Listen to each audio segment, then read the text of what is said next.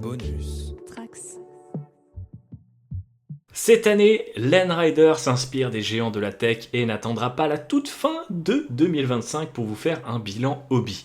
Voici donc venu notre wrap-up, notre récap, bref, notre bilan des 12 derniers mois. Un épisode qui a toujours beaucoup de succès, donc on espère que vous serez aussi au rendez-vous une nouvelle fois, malgré ce léger changement de calendrier.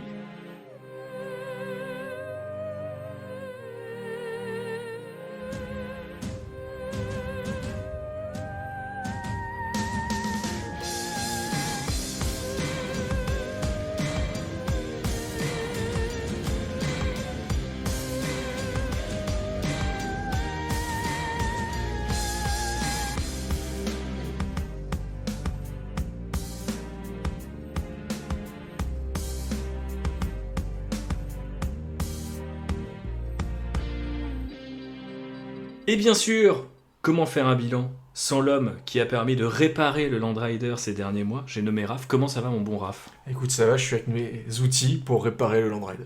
Tu es donc un technogure, tu es vêtu de rouge d'ailleurs, c'est relativement lore accurate. Nous allons faire le bilan de l'année, cette fois sans attendre janvier. On pense ne pas manquer grand chose du côté de Games Workshop en décembre, même s'il y aura forcément des petites annonces, des petits teasings qu'on n'aura peut-être pas vu à l'heure où on enregistre ce podcast. Voilà. Notamment, on le sait. Mais j'espère que vous nous pardonnerez parce qu'on a quand même beaucoup de sujets à aborder ensemble. Et le premier, c'est tout simplement l'année du Landrider. Cette année, le podcast a été près d'une vingtaine d'épisodes, 2 challenges dont un en cours, pas mal de collabs avec Diffus, avec Vatsec, avec Melody, avec Maxou, avec Charles, avec Ronan, et bien sûr avec Raph. Le Discord grandit. On vient de passer les 300 membres à l'heure où on enregistre ce podcast, tout juste. Donc vraiment, merci à vous de nous avoir rejoints. Si vous ne l'avez pas encore fait, c'est dans la description de ce podcast, très certainement, si vous l'écoutez sur YouTube ou YouTube Music. Sinon, vous pouvez trouver ça, bien sûr, sur notre Linktree, sur nos réseaux sociaux. Allez nous rejoindre, l'ambiance est bonne. On est aussi passé sur Blockbuster à l'occasion d'un épisode sur Warhammer 40 000, justement avec l'ami Mélodie, mais aussi le Librarium. On a désormais un petit partenariat avec My Hobby Play si vous voulez soutenir le podcast. Donc en vrai, vous pouvez nous reverser 5% de vos commandes. Et ça fait plaisir. Et puis, par contre, toujours pas de live ou d'autres types de contenus de manière régulière. Toujours pas de JV qui nous avait pourtant promis de faire un épisode sur les orques. Donc voilà, vous savez où le trouver et le harceler. Non, pardon, ne faites pas ça. Écoutez, il semblerait que l'année prochaine, il y ait une nouvelle édition de Warhammer 40 000 avec peut-être des orques. Donc, ça pourrait être intéressant de faire un épisode à ce moment-là avec lui. Voilà pour le podcast. Merci, du coup, j'en profite. Normalement, on termine par ça, mais là, je voulais ouvrir par ça pour vous remercier toutes et tous pour votre soutien. Ça fait vraiment plaisir. Et surtout, ça a été beaucoup reflété jusqu'à ces derniers jours dans le Discord. Mais ça, on en reparlera tout à l'heure. Passons plutôt à comment on a vécu cette année Hobby 2025, et je vais me tourner vers toi, Raphaël, pour savoir comment tu as expérimenté ces 12 derniers mois en termes de hobby, mais bien sûr on va mélanger ça au perso comme toujours finalement. Oui, bien sûr, et on va condenser, on va pas vous faire mois par mois, hein, ça va être un peu... Ah si, c'est ça. Alors, Allez, le 1er ça part, janvier, qu'est-ce que tu as fait? Non, T'étais chez moi je crois peut-être le 1er janvier. C'est possible. Oui, c'est tout à fait ça. Non, c'était une année assez bizarre 2025. C'était une année bizarre parce que elle a débuté un peu sur les chapeaux de roue avec l'annonce du Rural Hammerfest qui avait été faite en début d'année pour mai. Et du coup, on s'est chauffé un peu comme ça au débeauté et on s'est dit allez, on y va, on est zinzin. Du coup, ça a été un bon pied à l'étrier en termes de hobby parce que j'avais un objectif assez clair, une deadline assez clair aussi, les 1000 points de Griffon. Du coup, j'ai eu un rythme de peinture et de consommation du hobby assez intense pendant la première partie de l'année. Ensuite, on a atteint ce point culminant avec le Rural Hammerfest. Et après, c'est redescendu un petit peu. C'est-à-dire le début de l'été, ça a été une période un petit peu, ouais, il y a les vacances, tout ça, machin. Un petit peu calme plat de nouveau. À la rentrée, j'ai réattaqué assez fort parce que on avait notre Ghoulfest annuel qui avait lieu en novembre, et pareil, objectif, timing, tout ça, donc rythme de peinture de nouveau soutenu, faire une spearhead, voire deux. Donc de nouveau un bon Petite rythme. déterre, ouais. Voilà, et puis par contre, depuis qu'on nous sommes revenus du Ghoulfest, donc depuis novembre, là je suis en calme plat. C'est-à-dire que la seule figurine que je suis en train de peindre, c'est un Dreadnought Ballistus. Donc, bon, grosse figurine, Ouais, certes. quand même, il y a du taf. Mais je veux dire, sinon je ne peins quasiment pas parce que je suis pas dans un hobby burn-out, mais je suis dans un hobby fatigue un peu. Mais on va avoir l'occasion d'en reparler. On va beaucoup débattre de cette notion cette année. Voilà, mais voilà, pas de vrai burn-out sur cette année, comme j'ai pu en avoir un l'année dernière, qui n'était pas un gros burn-out, mais quand même une petite période de creux. Là, c'était plutôt un peu les montagnes russes émotionnelles, mais par contre, là, je sens cette lassitude de fin d'édition, de fin de V10, parce que bon, notre core games, vous le savez, si vous nous écoutez, ça reste Warhammer 40 000, même si on joue à Spirel, même si on joue à Warcry, même si on joue à plusieurs autres jeux, on joue avant tout à Warhammer 40 000. Et paraît, ouais. Voilà, et là, moi j'ai senti cette année vraiment l'année de fin d'édition. C'est toujours un peu le cas avec Game Workshop. Ça, on va en reparler. Et leur cycle. Mais là, je trouve qu'on l'a plus ressenti que les autres fois parce que ça a été une année très forte en jeu pour nous. On a beaucoup joué, on a beaucoup suivi la méta un peu malgré nous, mais pas que. Des fois, c'était aussi volontairement de notre part. Mais du coup, cette année, j'ai vraiment ressenti ce changement constant de la part de Game Workshop, cette espèce d'imposition du rythme, et j'avoue que du coup, ça fatigue, et le fait qu'en plus de ça, ils sont un peu le cul entre deux chaises, parce qu'on sent bien que c'est la fin de la V10, et au dernier reveal, ils en font même l'annonce officielle avec le truc de fin d'édition, et qu'ils sont en train de préparer cette V11, du coup, il y a des choses qui sont suivies, pas d'autres, etc. Il y a toujours un peu ce flou. Ouais. Le fait que au début d'année, enfin même fin d'année dernière, on était un petit peu saucé sur Age of Sigmar V4 et que c'est retombé un peu comme un soufflé, et que du coup, on s'est encore plus recentré sur Warhammer 40 000. Ouais, la valeur refuge. Voilà, et que du coup, ça a contribué, je pense, aussi un peu à la lassitude de tout le temps la même chose, etc. Certainement, ouais. Et enfin, ça a été une année avec beaucoup de jeux. On a beaucoup joué dans plein de cadres différents, de l'associatif, à la maison, à la cool, toi dans un tournoi, moi dans un événement. Du coup, on a beaucoup joué, j'ai beaucoup joué, et malheureusement, par contre, j'ai peut-être aussi ressenti de la lassitude au niveau du jeu, puisque j'affronte tout le temps les mêmes adversaires, et du coup, j'affronte tout le temps les mêmes armées, et donc du coup, c'est vrai que voilà, c'est un petit peu répétitif. Le game system de la V10 étant très bien huilé, mais par contre, pouvant être aussi très répétitif. Voilà, c'était une année un peu de transition, je pense, avant la V11 et voir ce qu'elle va nous proposer. Est-ce que ça va nous intéresser ou pas? Est-ce que ça va être comme la V4 la V4 with AOS?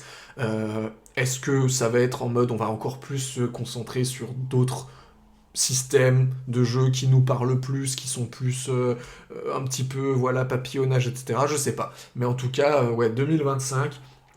Année de transition, et d'un point de vue perso, année de transition aussi, puisque je vous le dis, je vais déménager l'année prochaine, je vais changer de logement, je reste dans la même ville mais je change de logement, donc ça veut dire qu'aussi, vu que j'avais ça en tête, je pouvais pas vraiment me projeter en me disant je vais faire tel truc ou tel truc, parce que j'étais en mode oui mais attends, je vais déménager, il va falloir que je pense à ça dans les cartons machin, alors que maintenant que je sais que je déménage et que je vais potentiellement avoir plus d'espace pour le hobby, ça va réactiver la machine. Ça réactive aussi des choses, et ça va un peu casser cette transition pour repartir un peu sur une nouvelle dynamique qui, je pense, sera meilleure.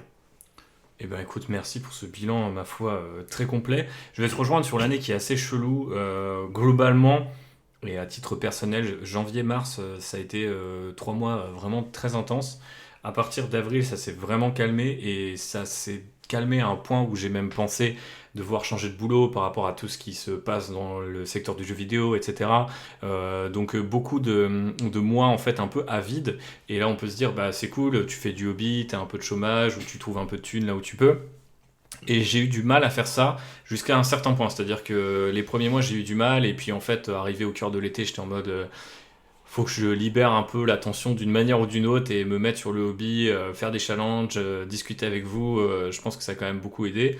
Et ça, c'est marrant parce que du coup, arrivé à octobre, j'ai repris du taf et genre en fait tout s'est aligné comme d'hab, donc j'ai aussi repris, je donne des cours dans des écoles de jeux vidéo, il y a des projets BD qui sont arrivés aussi à ce moment-là, donc en fait tout s'est télescopé alors que pendant presque 6 mois de l'année sur 12 j'ai eu pas grand chose à faire ou alors un rythme tellement lent que tu as l'impression que tu es en train de mourir un peu à petit feu d'un point de vue professionnel, mais aussi d'un point de vue un peu créatif. T'es pas forcément stimulé, t'as pas non plus la routine du taf qui te dit putain j'ai hâte de rentrer chez moi faire des figues parce que t'es tout le temps chez toi. Donc parfois paradoxalement t'es moins motivé aussi, c'est assez étrange, mais c'est vraiment ça que j'ai ressenti. Et du coup, ça s'est beaucoup reflété dans le hobby, comme vous l'avez vu, au niveau des envies, pousser vers d'autres game systems, parler de game design avec vous, parler de narratif. Le narratif, je pense, ça a toujours été là. Ça s'est renforcé au contact d'autres gens, en discutant bien sûr avec Raph, en discutant aussi avec les potes. Il y a par contre effectivement des trucs qui sont un peu plus nouveaux, comme mon obsession pour aller regarder comment les autres game systems sont faits. Je pense que c'est une forme de déformation professionnelle, mais aussi une envie d'aller voir un peu ailleurs et de sortir justement du carcan de Warhammer 40 000. Je sais pas combien de temps ça va durer, mais j'avoue que je me suis bizarrement plus épanoui en ressentant moins presque, c'est stupide tel que je vais le dire, mais le besoin d'être fidèle à 40K, tu vois. Et j'étais un peu en mode, bah non, allons jouer à Trench Crusade. Je me souviens que j'ai récupéré les règles d'un vieux jeu qui s'appelle AT43 et que beaucoup de gens connaissent peut-être s'ils sont là depuis un moment dans le hobby. Et genre, j'ai rematé les règles et comment ça fonctionnait. Et bien sûr d'autres jeux, ou juste je matais des rapports de bataille, ou juste des vidéos sur le game design de manière générale. Et ça m'a beaucoup aidé à traverser le truc, surtout post-burnout, puisque moi j'en ai fait un, j'ai même fait un épisode là-dessus. Je pensais que c'était l'année dernière, tellement l'année est passée de manière chelou. Je me suis dit, ah ouais, ça c'était l'année dernière. Et en fait, non, c'était, je crois, justement en mars ou en avril que j'ai fait un épisode là-dessus. Et ouais, au final, c'est le fait de changer d'armée, d'avoir un événement, donc le Rural Hammerfest, encore une fois, merci à Maxou, et aussi d'avoir une conversation entre nous deux, Raph et moi, de l'horizon de cet événement, qui a un petit peu relancé la machine. Et derrière, pas de burn-out, au contraire, limite plus une envie du coup justement de se dire allez ok vas-y on y va, on teste des trucs et on fonctionne un peu moins on va dire en plan presque quinquennal ou en tout cas à l'année, mais un peu plus à quel est le prochain événement. Et c'est comme ça que du coup j'ai peint beaucoup de trucs, on reviendra là-dessus, mais du coup je vous conseille de le faire avant que j'oublie, voilà, de réfléchir un petit peu, enfin de sortir, d'aller vers des événements, d'aller vers des assos, y compris des assos où vous pouvez vous dire c'est pas forcément mon style de jeu ou mon style de joueur. En fait les assos fédèrent tout un tas de joueurs qui peuvent être un peu plus timides et qui sont pas forcément la face visible de l'iceberg. C'est le cas je trouve par exemple à Nantes, là où je suis. Ça fait des mois que je suis pas j'ai pas été faire une game auprès de l'asso, mais j'ai envie d'y retourner parce que justement ça brise aussi le côté tu joues contre les mêmes joueurs, les mêmes armées, potentiellement tu sais que tu perds toujours à cause des mêmes trucs, tu gagnes toujours à cause des mêmes trucs, donc c'est vrai que c'est vraiment très intéressant. Je vous incite vraiment à le faire. C'est un des trucs que j'ai le plus apprécié et que j'ai le mieux on va dire ouais, que j'ai appris un peu à la dure cette année, mais vraiment je suis content d'être passé par là. Après c'était aussi une année physique, psychologiquement je l'ai dit avec le burn-out, mais vraiment aussi physiquement littéralement, au sens où je me suis niqué je sais pas, le triceps, l'épaule, on sait pas trop quoi encore à l'heure actuelle, il y a quelques mois, fin octobre. Et depuis, je fais du kiné, j'ai fait de la neurologie, j'ai fait des radios, on sait pas ce que j'ai, mais j'ai un problème qui va de l'épaule jusqu'à 2 doigts dans ma main droite, avec laquelle je peins. Donc ces derniers temps, par exemple, au bout d'une heure, je peux plus tenir mon pinceau, littéralement, j'ai pas assez de force dans la main. Ça revient, des fois ça disparaît, ça repart, des fois je m'en réveille la nuit tellement c'est violent. Donc c'était très bizarre aussi de vivre cette année-là où en pleine finalement motivation, t'es rattrapé par ton corps. Je pense qu'on connaît tous les mal de dos, les mal de nuque, un petit peu l'épaule, etc. Enfin tous les trucs habituels, ou les mal aux yeux, mal au crâne. Mais là c'est vraiment un truc où genre j'ai envie de peindre, mais je peux pas parce que physiquement j'en suis pas capable. C'est la première fois de ma vie que ça m'arrive et j'ai trouvé ça nul comme expérience. Oui, c'est pas top. Ouais, voilà, comme chacun peut l'imaginer. Donc du coup ça a été une année assez chelou de ce point de vue là, mais où on a appris je crois pas mal de choses. Et du coup Raph, je voulais justement te lancer là-dessus, et je pense qu'on a certaines observations je pense qui seront en commun, mais qu'est-ce que toi t'as appris de cette année 2025, même si j'ai l'impression que se dessinent déjà des petits sujets dans ce que t'as abordé tout à l'heure.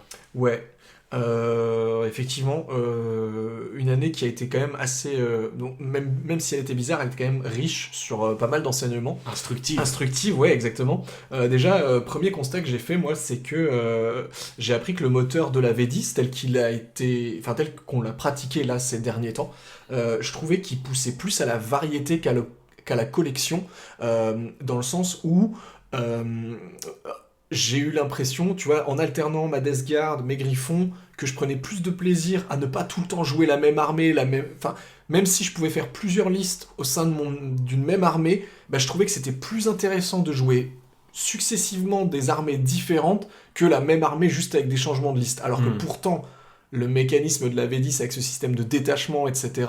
C'est la promesse que tu changes de détachement, tu changes d'armée. Voilà. Sauf qu'en fait, moi, je l'ai pas ressenti comme ça. J'ai vraiment. Je pense qu'on le ressent de moins en moins. Ouais. Et après, c'est aussi le fait qu'on joue tous les deux l'un contre l'autre avec les mêmes armées, etc. Mais pour autant, tu vois, je trouve que ce système, il me pousse. Tu vois, genre là, j'ai entre guillemets qu'une hâte pour la V11, c'est de commencer métaux. Enfin, et tu vois, d'avoir encore un gameplay différent. Et pour le coup, radicalement différent. Radicalement différent. Et au final, c'était déjà un constat qu'on a fait lors de notre épisode sur Spearhead, qui en fait, ce côté vraiment, je peins ma boîte et je la joue, et la partie qui suit, j'ai une autre Spearhead et j'ai un gameplay différent. Et en fait, le renouveau me fait beaucoup de bien, je pense, dans le hobby. Déjà, le renouveau aussi d'un point de vue modélisme, parce que c'est aussi un plaisir. Clair. Moi, je le consomme comme ça, le hobby, ça avait été déjà acté dans plusieurs épisodes, mais moi, si je peins, Dieu sait que pour le Rural Hammerfest, du coup, j'ai peint de l'armure énergétique à la chaîne. En fait, il y a un moment donné, moi, il faut que je peigne autre chose, quoi. Vraiment, si j'ai peint une quinzaine de griffons, bah, il y a un moment donné, il faut que je peigne un truc AOS, puis après je vais retourner sur de la Death Guard un petit peu, puis après je vais peindre, tu vois, genre le Télion pour le challenge, après je vais repeindre genre un petit décor qui traîne, etc. Mais vraiment je ne peux plus en fait c'est ça qui est horrible, c'est parce que tu te dis il faut que je finisse ma pile of shame, etc.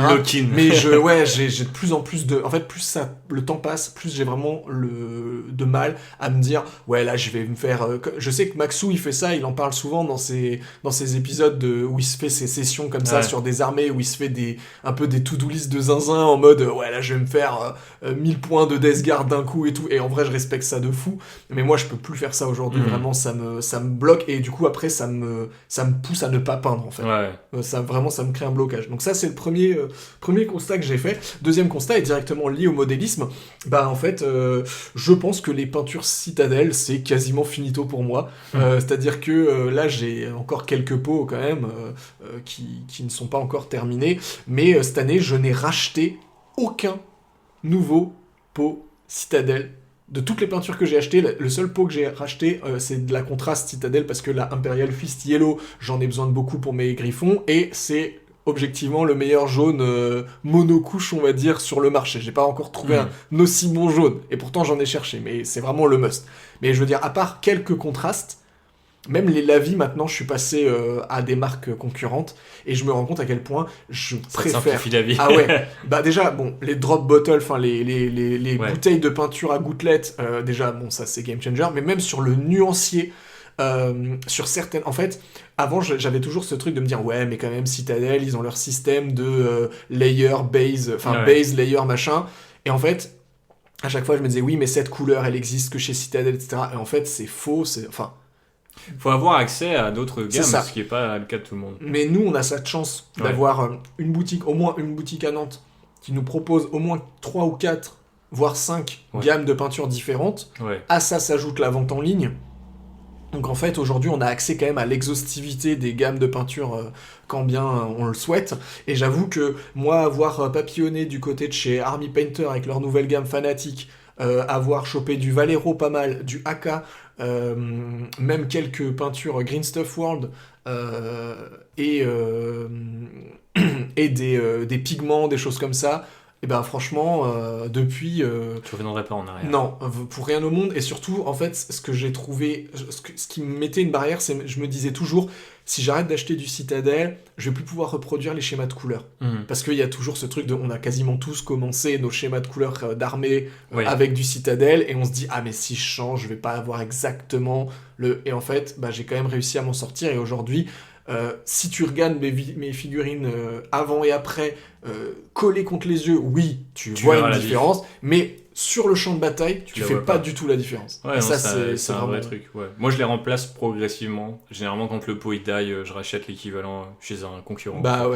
Et J'en ai toujours eu beaucoup, donc ça prend du temps. Bah oui, mais du coup, je ne vous conseille tous, je sais que vous êtes beaucoup déjà à le faire dans le Discord et chez les auditeurs, mais en tout cas, si je peux vous donner un conseil, notamment pour les débutants, parce qu'en plus, c'est souvent les peintures Citadel, vu qu'elles sont souvent vendues en bundle pour les débutants, quand on commence Warhammer, que vous êtes dans un game workshop ou autre, le gars, il va souvent essayer de vous refourguer, pardon, le coffret avec les pinceaux, la peinture, machin. Donc vous avez un peu l'impression d'être un peu ah merde, j'ai commencé à peindre avec Citadel et tout. En vrai, tout est full compatible en fait. C'est ça. Vous pouvez partir de ça et aller voir ailleurs. Là, derrière moi, il y a mon établi et on voit que maintenant, c'est un peu moitié-moitié. J'ai un étagère entier en fait, de contrastes et de trucs un peu plus techniques. Mais sinon, de plus en plus, on voit que les drop bottles, elles prennent la place des peintures Citadel, quoi. Moi, je le fais progressivement. J'ai longtemps résisté à ce truc-là. Et en fait, comme tu le disais, tu découvres plein de trucs, ça te simplifie la vie, c'est moins cher en plus aussi souvent. Clairement. Donc voilà, n'hésitez pas, rapprochez-vous des petits revendeurs. Si vous n'en avez pas chez vous, sinon je crois que sur My Hobby Place, pour le coup, il y a vraiment énormément de gamme en fait, qui sont représentées. Et je pense que en vrai, je trouve que vu que ça sèche pas, il y a aussi ce côté de, en fait, si ça marche pas, bon, faut faire attention au budget bien sûr, parce que il est rarement illimité, mais en fait, si ça marche pas, c'est pas grave, tu vois, alors que tout un pot Citadel, tu l'utilises 2 fois, tu fais ah putain, fais chier, je vais pas l'utiliser, tu sais qu'il est mort dans 6 mois, tu vois, moi, genre j'ai plus ou moins, beaucoup de couleurs que j'ai achetées comme ça, genre tu les as au utilisées une hasard, fois le et Paragnar Burgundy qui ne couvre absolument rien, qui est une chouette couleur, hein, mais ça ne couvre absolument rien, il faut au moins 4 couches pour que ce soit uniforme. Bah typiquement, je l'ai utilisé quelques fois et maintenant le pot il est pas encore sec, mais je l'utiliserai plus quoi. En plus, j'en ai trouvé un équivalent chez Army Painter qui est très cool, donc ouais, voilà, et on commence à avoir une belle, je pense, une compétition assez saine entre les différentes marques. On voit qu'il y a de plus en plus de trucs. Là, récemment, Valero, ils ont sorti aussi les métalliques colorés. Et les trous métalliques métal avec des métalliques plus pigmentés. Et tout, donc, franchement, on voit qu'il y a de plus en plus de choses, donc vous auriez tort de vous en priver, c'est clair. C'est clair. Du coup, pour les fêtes, typiquement... un beau cadeau à faire. En vrai, un cadeau où vous êtes sûr que les hobbyistes ils vont être contents. La peinture, c'est parce que les figurines, c'est toujours un peu compliqué. Vous savez pas quelle armée il fait, machin. Et j'avoue, tu vas dans un truc et... tu deviens un paint set de base à 20 balles, à 25 balles, ouais, tu vois. ou même, tu fais des couleurs que toi t'aimes bien. Tu sais pas si l'autre, ça, il peut le servir, mais en fait, en drop bottle, pareil, ça va pas sécher. Donc, un jour, tu l'utiliseras ou ça t'incitera à... ça fait toujours plaisir, je pense, effectivement. Donc pensez-y. Et dernière chose aussi que j'ai appris cette année, c'est que je pense que mon hobby aujourd'hui, il est devenu intrinsèquement social. Dans le sens où j'ai besoin maintenant de voir régulièrement des joueurs pour me garder motivé sur le long terme. C'est-à-dire que ce soit toi... non, mais je veux dire déjà que ce soit nos parties, on va dire, allez, on en fait quoi, 1 à 2 par mois. Il y a eu des mois où on en a fait parfois plus, des mois un peu moins, mais en moyenne sur l'année on a fait à peu près 1 à 2 parties par mois, juste nous. Après on a fait des parties avec d'autres personnes, etc. Et en fait ajouter à ça les events, ajouter à ça typiquement les discussions dans le Discord, etc. Les événements privés comme notre Ghoulfest ou des choses comme ça. En fait je pense que maintenant, pour vraiment que ce hobby me satisfasse pleinement, il faut que j'échange avec des gens, il faut que je confronte mon opinion avec des gens, il faut que je me sauce avec des gens aussi, parce qu'il y a aussi ce côté très les sorties, tu vois, genre des fois tu vois les sorties chez toi, t'es en mode ouais les figues, ok, puis en fait t'en parles avec un pote et t'es en mode ah mais en fait si t'as raison, j'avais pas pensé, maintenant que tu m'en parles et tout. Enfin typiquement au Ghoulfest, nous ça a été ça, c'est qu'on a discuté dans la bagnole des sorties et tout, machin, des gammes, tu remets en perspective les gammes de figues et tout, et je trouve c'est hyper sain pour la consommation du hobby, et ça permet aussi, enfin moi ça m'a permis de me détacher un peu aussi de cette course un peu FOMO qu'a Game Workshop de toujours plus de sorties, tout le temps.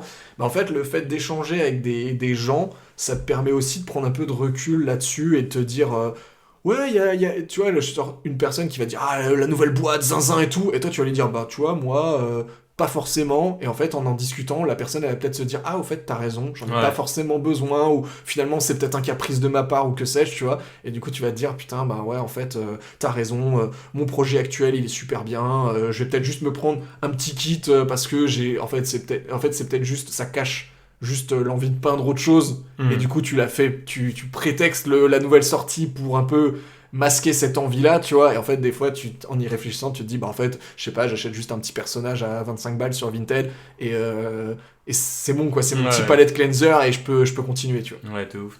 Bonne idée. Je rejoins à mort de toute façon sur les événements. J'en ai fait beaucoup cette année. Effectivement, on a fait 2 Ghoulfest techniquement. Oui, j'en ai fait qu'un moi. Du coup, donc un Warcry, un Spearhead. J'ai fait la Paris Wargame Expo avec Charles. On vous avait fait un épisode dessus. Et on a fait le Warhammer Fest avec Raphaël. Et on a aussi fait un épisode dessus. Donc si vous voulez tout savoir sur ces événements, vous pouvez revenir sur ces épisodes précédents. Mais globalement, ce que j'ai appris cette année, c'est qu'il y a une véritable puissance à participer à ces événements. Déjà en amont, parce que il y a de la préparation de FIG. Je pense qu'on a toujours vécu ah ouais, j'ai une partie qui arrive, ou ah, je me suis fait table rase par tel mec, si j'avais eu ma Manticore, mon Dreadnought, mes Terminator, que sais-je, bah en fait on se motive.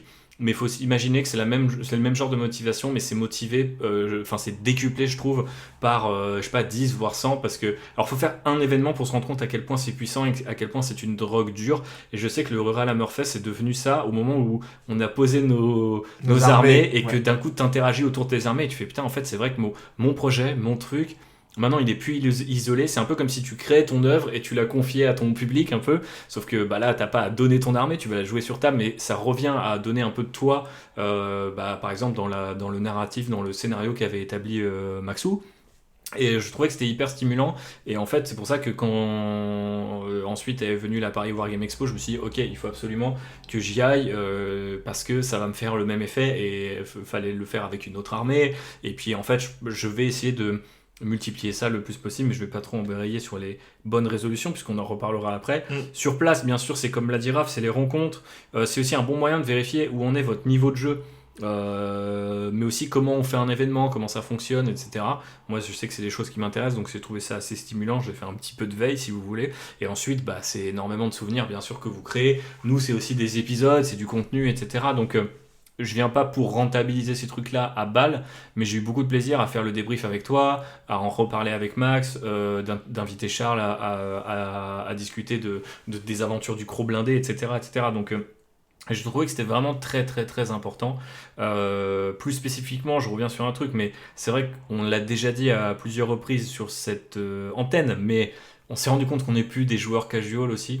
En tout cas, pas autant casual. Des joueurs du dimanche, mais pas au sens négatif, mais sous-entendu des joueurs qui jouaient un dimanche une fois tous les 6 mois, quoi. Mais d'une certaine manière, c'est intéressant parce que je pense qu'il y a une dichotomie, parce que tu disais c'est cool de rencontrer les gens. Je dirais que c'est cool de rencontrer les gens en vrai, parce que du coup, ça change aussi des échanges qu'on peut avoir sur Discord et qui sont très cordiaux, très stimulants, etc.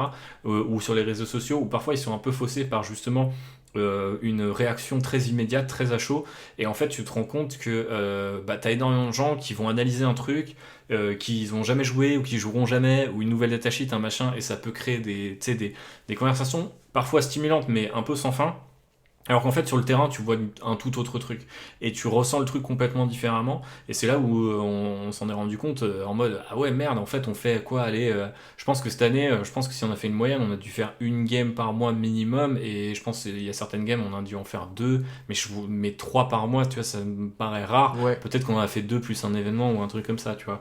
Donc du coup au final, j'ai pas l'impression qu'on a tant joué que ça, mais je pense que j'ai plus joué que l'année dernière, où je disais déjà que j'avais plus joué qu'en 2023. Donc en fait, le niveau a progressé, mais il y a deux choses. C'est que nous, je pense que nous, on a progressé dans notre compréhension du jeu, mais il y a aussi un truc du fait que le jeu casual n'existe plus vraiment, et donc en fait du coup il y a vraiment que maintenant des joueurs qui sont vraiment tout en bas, au sens un peu, et je le dis pas méchamment, mais tu vois la vague de FOMO te roule dessus, tu sais pas où t'en es dans les mises à jour, les trucs comme ça. Bon, tu joues une fois tous les 6 mois, et du coup t'as l'impression que toute ton armée a changé en 6 mois. C'est encore un autre podcast, et on l'a peut-être plus ou moins déjà fait. Et vraiment les gars qui sont au top, mais qui parfois eux jouent même pas. En fait ils sont au top derrière leur clavier, quoi, d'une certaine manière. Il faut trouver un peu où tu te situes là-dedans pour savoir dans quelle direction va ton hobby aussi. Enfin moi je sais que ça m'a beaucoup aidé à relativiser. Tu vois, de me dire putain en fait à la fin j'en avais un peu rien à foutre d'avoir ramené telle unité ou telle autre, tu vois. Oui, Des oui. fois, je me suis dit, celle-ci m'a manqué, mais tu vois, et pareil, j'avais pas méga réfléchi à la construction de liste plus que ça. Et en fait, il y a beaucoup de choses où tu remets un peu de recul derrière tout ça. Et je pense que c'est assez important. Parfois, tu mets du recul en bien en me disant, enfin, ça fait plaisir, tu gagnes de la tranquillité. Parfois, tu te dis aussi, ah merde, en fait, je me rends compte que, moi, c'est mon cas, c'est un autre truc sur lequel je vais embrayer, mais j'ai l'impression que je me reconnais de moins en moins dans c'est quoi une partie de 44 de base en fait aussi, tu vois, c'est un En vrai jeu truc égal. en jeu égal, Ouais, ouais. voilà, donc du coup c'est pour savoir comment vous placer, c'est intéressant. Et je parle pas de niveau de, comment dirais-je, est-ce que vous allez gagner, faire des égalités ou des défaites, mais plutôt où vous voulez vous placer dans la suite de vos aventures dans le hobby. Parce qu'en fait, parfois, tu joues des games, tu peux être bon, mais pas kiffer. Oui. À l'inverse, tu peux te faire turbo poutrer, mais dire putain, je vais devenir plus fort et partir dans ton arc Kaizen et genre devenir un super champion de Warhammer 40 000 ou que sais-je. Et c'est intéressant, je trouve, du coup, de s'en rendre compte par soi-même. C'est pour ça que je dirais qu'il faut vraiment aller aux événements aussi pour ça.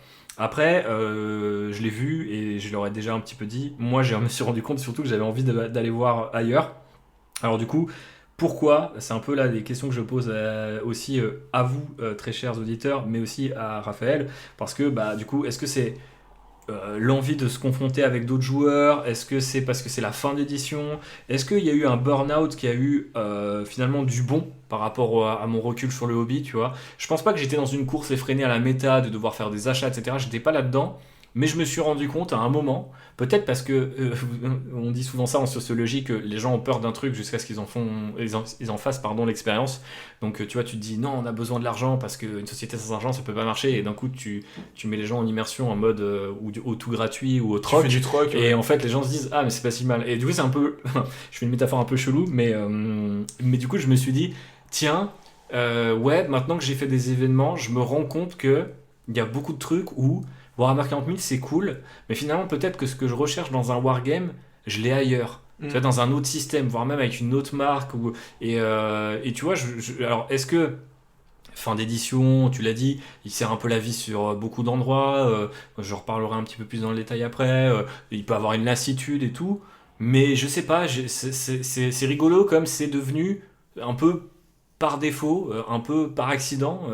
C'est-à-dire, j'ai pas forcément planifié ça. Mais à un moment, je me suis dit, tiens, c'est marrant, je suis beaucoup plus en train de potasser des trucs d'autres jeux Mm. plutôt que de mater des analyses de 40 000, etc. J'ai lâché le truc, et puis je sais pas, je suis revenu à faire des games de 40 000, j'étais pas perdu non plus, tu vois. Non, Donc, non. je sais pas trop d'où ça m'est venu, mais j'ai trouvé ça beaucoup plus intéressant, finalement, comme façon de voir le hobby. Là où l'année dernière, j'étais un peu plus en mode, ok, faut que je monte en niveau, faut que je fasse plus de games, faut que j'ai une armée de tant de points, faut que je rajoute du Lehman russe par-ci, du Terminator par-là. Enfin, j'étais plus sur des objectifs très court-termistes d'unités à ajouter. Là, c'est très long terme, en mode genre, ouais, j'aimerais bien peut-être de temps en temps changer de système ou m'interroger à qu'est-ce que je peux emprunter d'un autre jeu. Ce côté un peu système D de genre, attends, j'ai vu ça dans tel jeu, c'est marrant, on pourrait le faire le temps d'une campagne, le temps d'une game. Je sais pas, j'ai envie de tester des trucs en fait. Ouais, ou tu vois, les scénarios White Dwarf et tout qui sont beaucoup plus fluff, narratifs et avec du jeu inégal, entre guillemets, Ouais, mais qui bien du sûr. coup apporte une dimension beaucoup plus fun. Mais tu vois, ce que tu observes, c'est marrant parce que c'est un constat que je trouve est partagé par de plus en plus de hobbyistes et notamment Maxou qui en parle régulièrement dans ses podcasts où il dit qu'effectivement aujourd'hui le jeu égal ça ne l'intéresse plus. Et c'est pas le seul. J'ai vu des gens en parler sur le Discord, j'ai vu des influenceurs en parler sur YouTube, j'ai vu des gens en parler sur Reddit. Enfin, j'ai l'impression qu'il y a pas mal de gens, et notamment des gens qui sont entre la trentaine et la quarantaine, donc qui ont connu le hobby à peu près aux mêmes périodes que nous en fait, qui commencent à arriver, je pense, à la fin d'un cycle en fait en tant que hobbyiste aussi, tu vois. Aujourd'hui, on sait que dans notre hobby, il y a les vieux briscards, les mecs qui étaient là à la V1, V2, etc. Ouais. Et Là, Gandalf, c'est ça. pour Road Trader. et après, il y a notre génération qui avons commencé fin V2, début V3, voire début V4. Et après, il y a tous ceux qui sont arrivés aux alentours de la V8, qui a été là, un peu le nouvel âge Le d'or, reboot, ouais. voilà. Et en fait, je pense que du coup, la génération des vieux briscards, elle a déjà eu son changement de cycle, et c'est typiquement maintenant des mecs qui platinent The Old World ou des game systems comme ça, et qui sont vraiment à fond dans leur truc, et franchement, ben, let's go les gars, You do you. faites-vous plaisir. Ou tu sais, c'est des mecs qui refont des parties V2, V3 parce qu'ils ont gardé tous les livres de règles et tout, et juste c'est leur petite nostalgie perso, etc. Mais du coup, je pense que notre génération de hobbyistes arrive un peu dans ce paradigm shift, ce changement de paradigme, voilà, en mode ok, on est là, on a repris. On a fait quelque part 3 éditions en mode jeu égal. On a enchaîné 3 éditions où le compétitif, le jeu égal était très mis en avant par l'éditeur. On en a bouffé. On a fait pas mal le tour quand même. Maintenant, est-ce qu'il n'est pas le temps de faire un petit pas de côté, de se dire ok les gars, vous sortez votre V11, on va continuer à regarder ça d'un petit coup d'œil. Mais en attendant, nous on fait nos petits scénars, on fait du Spearhead, on fait du Trench Crusade, on inclut des éléments de TCG, j'en sais rien, tu vois, mais on commence à se dire, on a le temps en fait. En fait, c'est aussi ce truc de se dire, on a le temps. On a le temps. On n'est plus obligé tous les mois de se dire, ah putain, il faut que je paye mon Lehman Russe, tu vois, genre, non, bah... C'est bon, tranquille. Essayons effectivement de prendre le temps, c'est une bonne résolution. Et puis dernier truc sur lequel je voulais insister sur un peu qu'est-ce que j'ai appris cette année, que j'avais envie de faire mon propre événement, mais ça je le savais un petit peu déjà. C'est pour ça que j'ai été voir ce que faisaient les autres, je vous le disais tout à l'heure.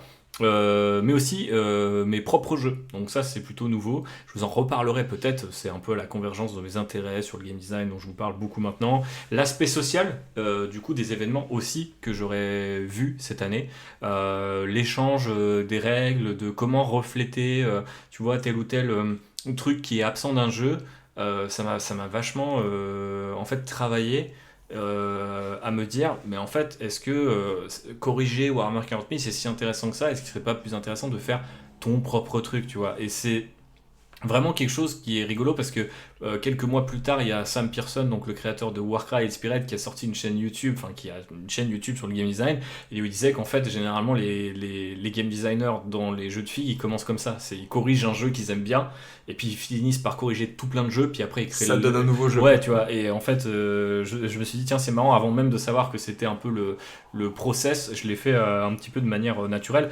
J'en suis encore loin de vous présenter un proto, etc. Et puis pour tout vous dire, en fait, à la base, c'est plutôt un proto de jeu vidéo, mais je me suis rendu compte que je pouvais le faire en FIG, et je me suis dit, tiens, ça serait mortel, parce que du coup, je peux le faire sans coder, je peux le faire tester à des gens, et potentiellement à vous. On aura peut-être l'occasion d'en reparler si ça vous intéresse, mais en tout cas ça aussi ça m'a beaucoup stimulé et c'est ce que j'ai appris sur moi-même. C'est vrai que ça me démange quand même depuis un moment, depuis que j'ai rejoint l'industrie du jeu vidéo en fait, pour être honnête, parce que je sais qu'avec JB à l'époque en 2020 on se disait tiens il faudrait qu'on fasse les règles de Warcry mais pour Warhammer 40 000 quoi, tu vois par exemple.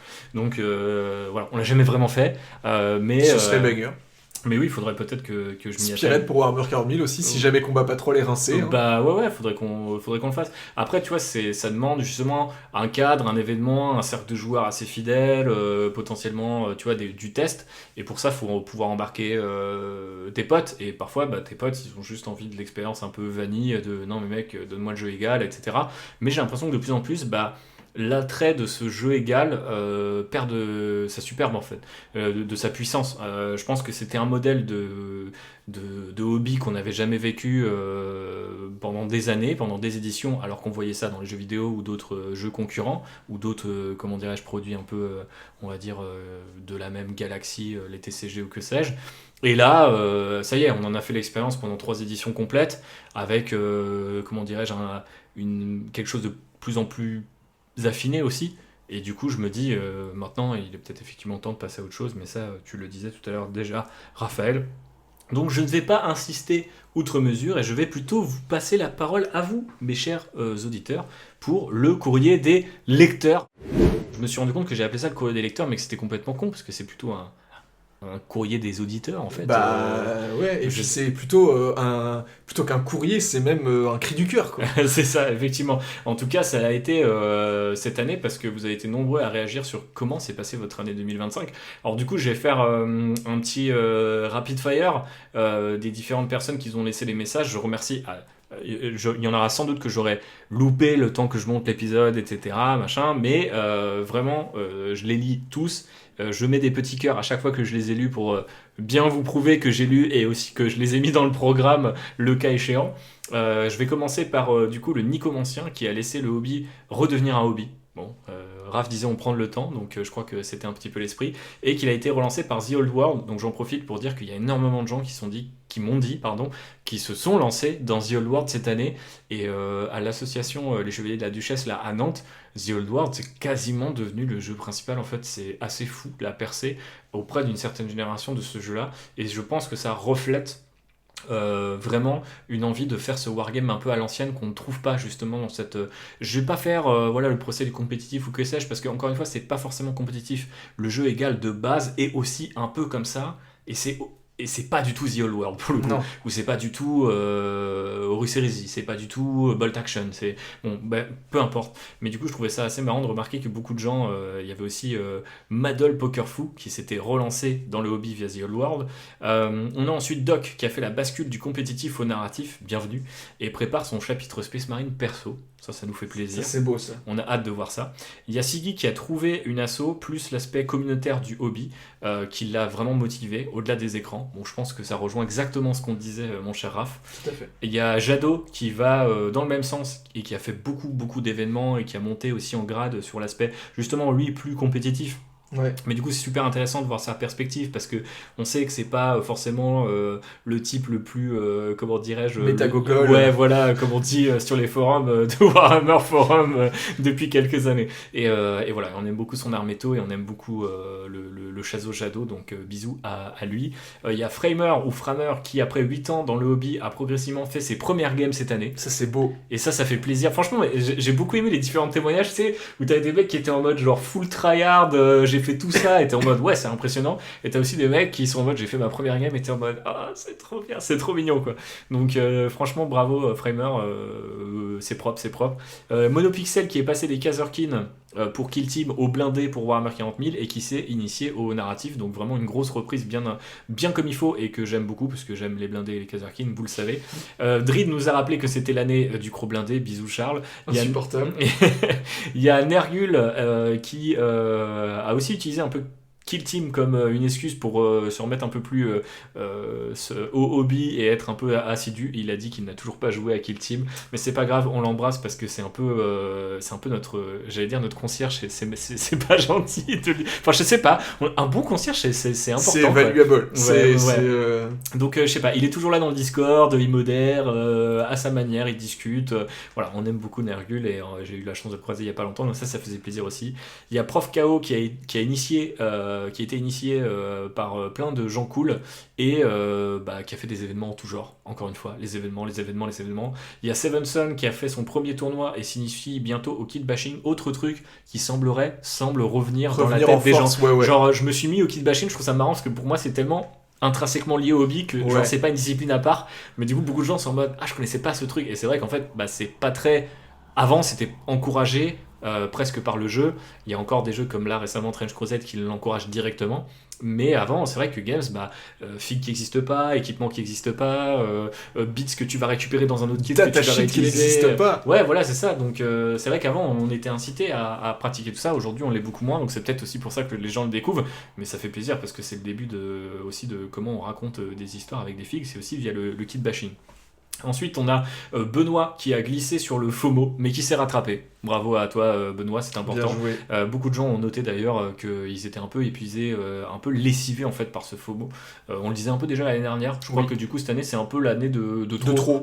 C'est l'année de fin d'édition, ouais. Donc voilà. On va voir, du coup, on en reparlera tout à l'heure, mais je pense qu'il faut qu'on fasse un petit bilan sur... Enfin, pas un petit bilan, mais peut-être essayer de prendre les paris sur comment Games va essayer de nous récupérer ou pas. Ensuite, on a Johnny Flingo qui nous a fait une belle déclaration d'amour, qu'il philosophe sur ses échecs, et elle m'a beaucoup touché. Je vous incite à aller la lire, et bisous à lui et à son pseudo incroyable. Et à son emoji incroyable. Enfin, son avatar incroyable. C'est quoi? C'est Keanu Reeves, Jésus. Jésus, ouais. On a aussi Poul qui a emmené avec brio son armée Admech dans sa version 2.0. Donc ça, je trouve que vraiment c'est très beau schéma en vert et tout. J'ai trouvé ça très très cool. Il y a Morgan qui a éteint sa frustration d'ado en s'épanouissant enfin dans le hobby. Je crois qu'il avait repris pour l'occasion, donc ça c'est très très cool. Il y a Corentin qui était déjà un auditeur de Lotrider qui s'est sérieusement mis au hobby, qui a été initié je crois par La Fourrure, donc bienvenue. Il y a Silur qui a déménagé, Silur avec qui j'ai eu l'honneur de combattre, mon frère Space Marine du Chaos. Nous avons saigné le même sang dans les mêmes tranchées. Il s'est du coup trouvé un cercle de jeu, je crois dans sa nouvelle région, Et il a retrouvé ses Star Phantoms, un Ouais, vieux projet, ça, c'est stylé. grâce au Oldhammer Challenge. Et ça fait vraiment plaisir. Et en plus, l'armée est trop belle. Donc, bien joué à toi, l'ami Silure. On a Didier Deschamps Magnétique qui a monté sur pied une véritable armée de White Scar depuis sa première figurine qui venait d'un challenge à la base. Je crois que c'était le fameux véhicule. Le gros kit challenge. Ouais, je crois que c'était ça. Ou peut-être un perso, je sais plus. Mais en tout cas, vraiment très très belle armée que j'ai pu voir à 2 reprises cette année. On a le Burgon qui a vécu son année de la Renaissance et qui a lu Les Fantômes de Gaunt, une lecture qui fait plaisir. Il y a Bang qui s'est initié à toutes sortes de choses en peinture et pour le mieux. Tiens, ça rejoint ce que disait Raph un petit peu tout à l'heure sur les peintures. Il y a l'ami Mercy que j'ai croisé en vrai aussi cette année qui a fait plein de concours peinture, qui a monté sur pied une incroyable armée Alpha Légion pour Horus Heresy. Vraiment très belle rencontre de cette année au niveau de peinture de Zinzolino, personne de grande qualité. J'adore effectivement son armée. Il y a Julino qui a déménagé en Espagne et qui a du coup maintenant une vie de couple, un enfant, donc 0 hobby, mais pas grave, il philosophe. Et j'ai beaucoup aimé ça aussi vos témoignages sur de savoir qu'on est un peu votre fixe hobby quand vous pouvez pas en faire ou quand vous êtes ailleurs, et ça fait dans vos trajets en caisse, etc. Pour aller au boulot, à la salle de sport, on est là partout avec vous et ça nous fait plaisir. Ouais, ça me donne envie d'en faire plus, mais je sais que j'ai pas le rythme d'un Maxou et j'ai besoin un peu de me plonger dans les sujets pour pouvoir, j'ai l'impression de vous donner le meilleur moi-même. J'ai un peu testé pendant un temps, vous savez, le format tout seul et tout, mais j'ai pas l'impression que c'est ce que les gens cherchent sur le Len Rider, étrangement. On a eu beaucoup plus de retours sur le fait que les formats à 2 et notamment avec Raph étaient très très appréciés. On a des emplois du temps de ministre, vous nous excusez malheureusement. Ouais, c'est ça, effectivement. Il y a le remaniement qui arrive bientôt. C'est ça. Il y a Don Harmon qui a aussi fait un burn-out mais qui est revenu plus fort, tiens donc, comme moi. Il y a Guy Pic et ses concours de peinture qui a lui aussi frôlé le burn-out, revenu grâce à la commu. Bien joué la commu aussi. Il y a Yann Odelon qui a essayé plein de jeux. Et qui avait été initié par Warhammer 40 000 par ma vidéo comment peindre des figurines sur Sci Fantasy. Ça c'est du deep cut. Ça c'est très deep cut, vous pouvez aller retrouver sans doute ça sur YouTube. Mais voilà, déjà il y a presque 10 ans maintenant, l'amour de Warhammer 40 000 et vraiment tout un truc autour de la 8ème édition à l'époque. On a The 40K Noob qui a fait le reboot de son armée Ravengard, mais qui a surtout apprécié les podcasts et les lectures pour se maintenir dans le hobby encore une fois. Falinor qui a monté des Black Templars essentiellement pour la Paris Wargame Expo en peu de temps.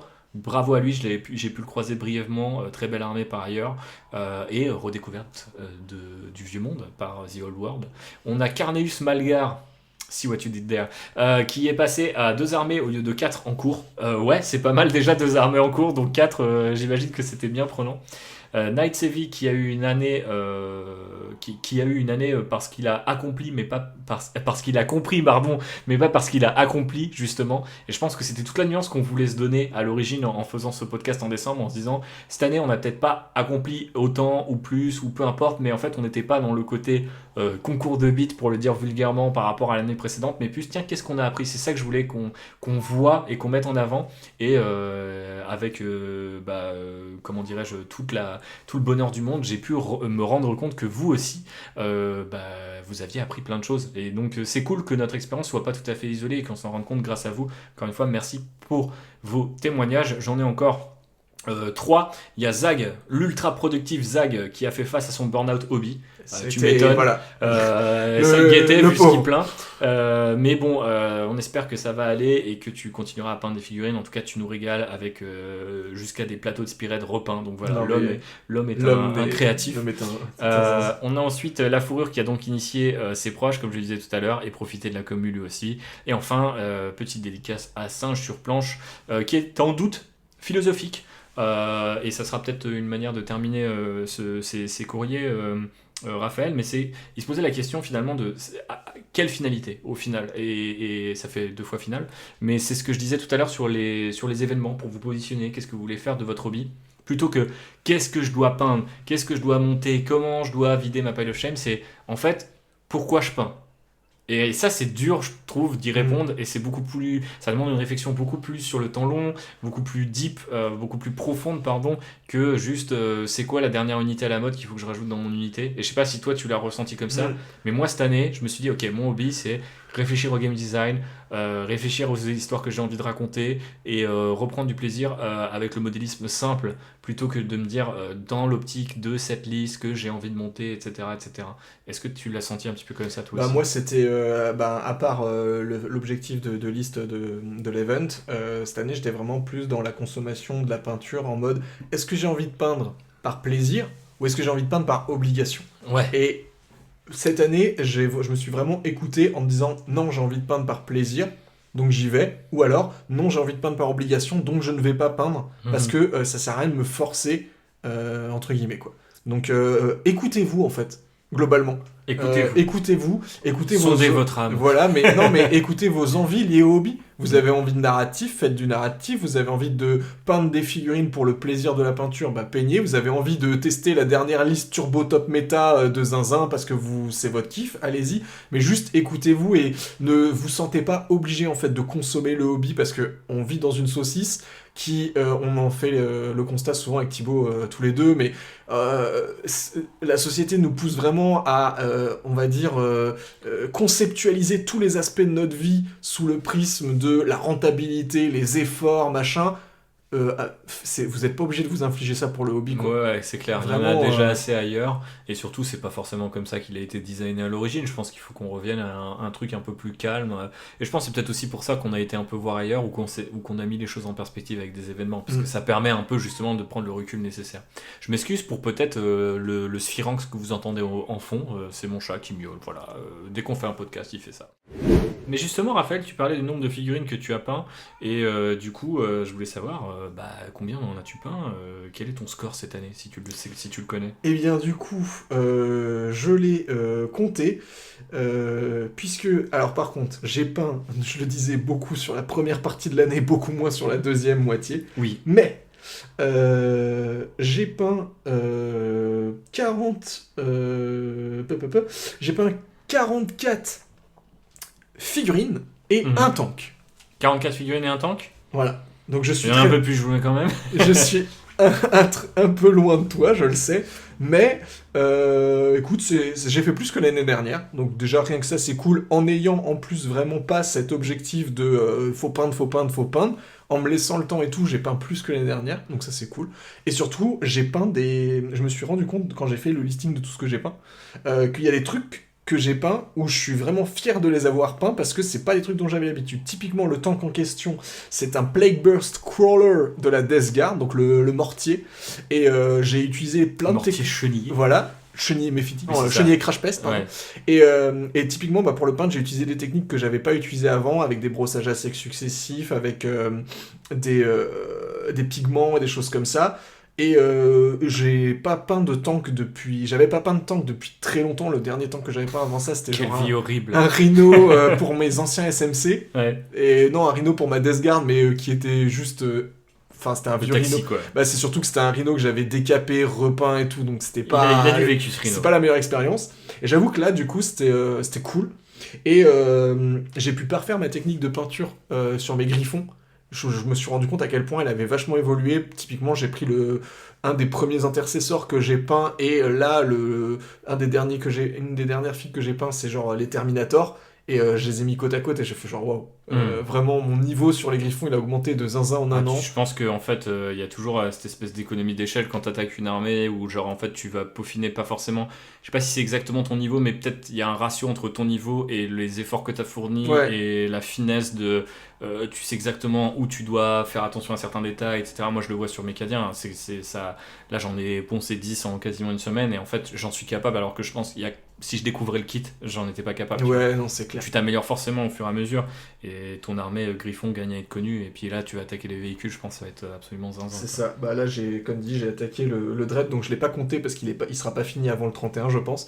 Mais il sera fini pour début janvier, puisque janvier, nous allons tournoyer, donc... Exactement, oui. On voilà. fait l'événement du Watergun, organisé par les Chevaliers du Watergun, si je dis pas de bêtises. Donc c'est pas très loin, c'est dans la région nantaise, donc peut-être qu'on croisera certains d'entre vous.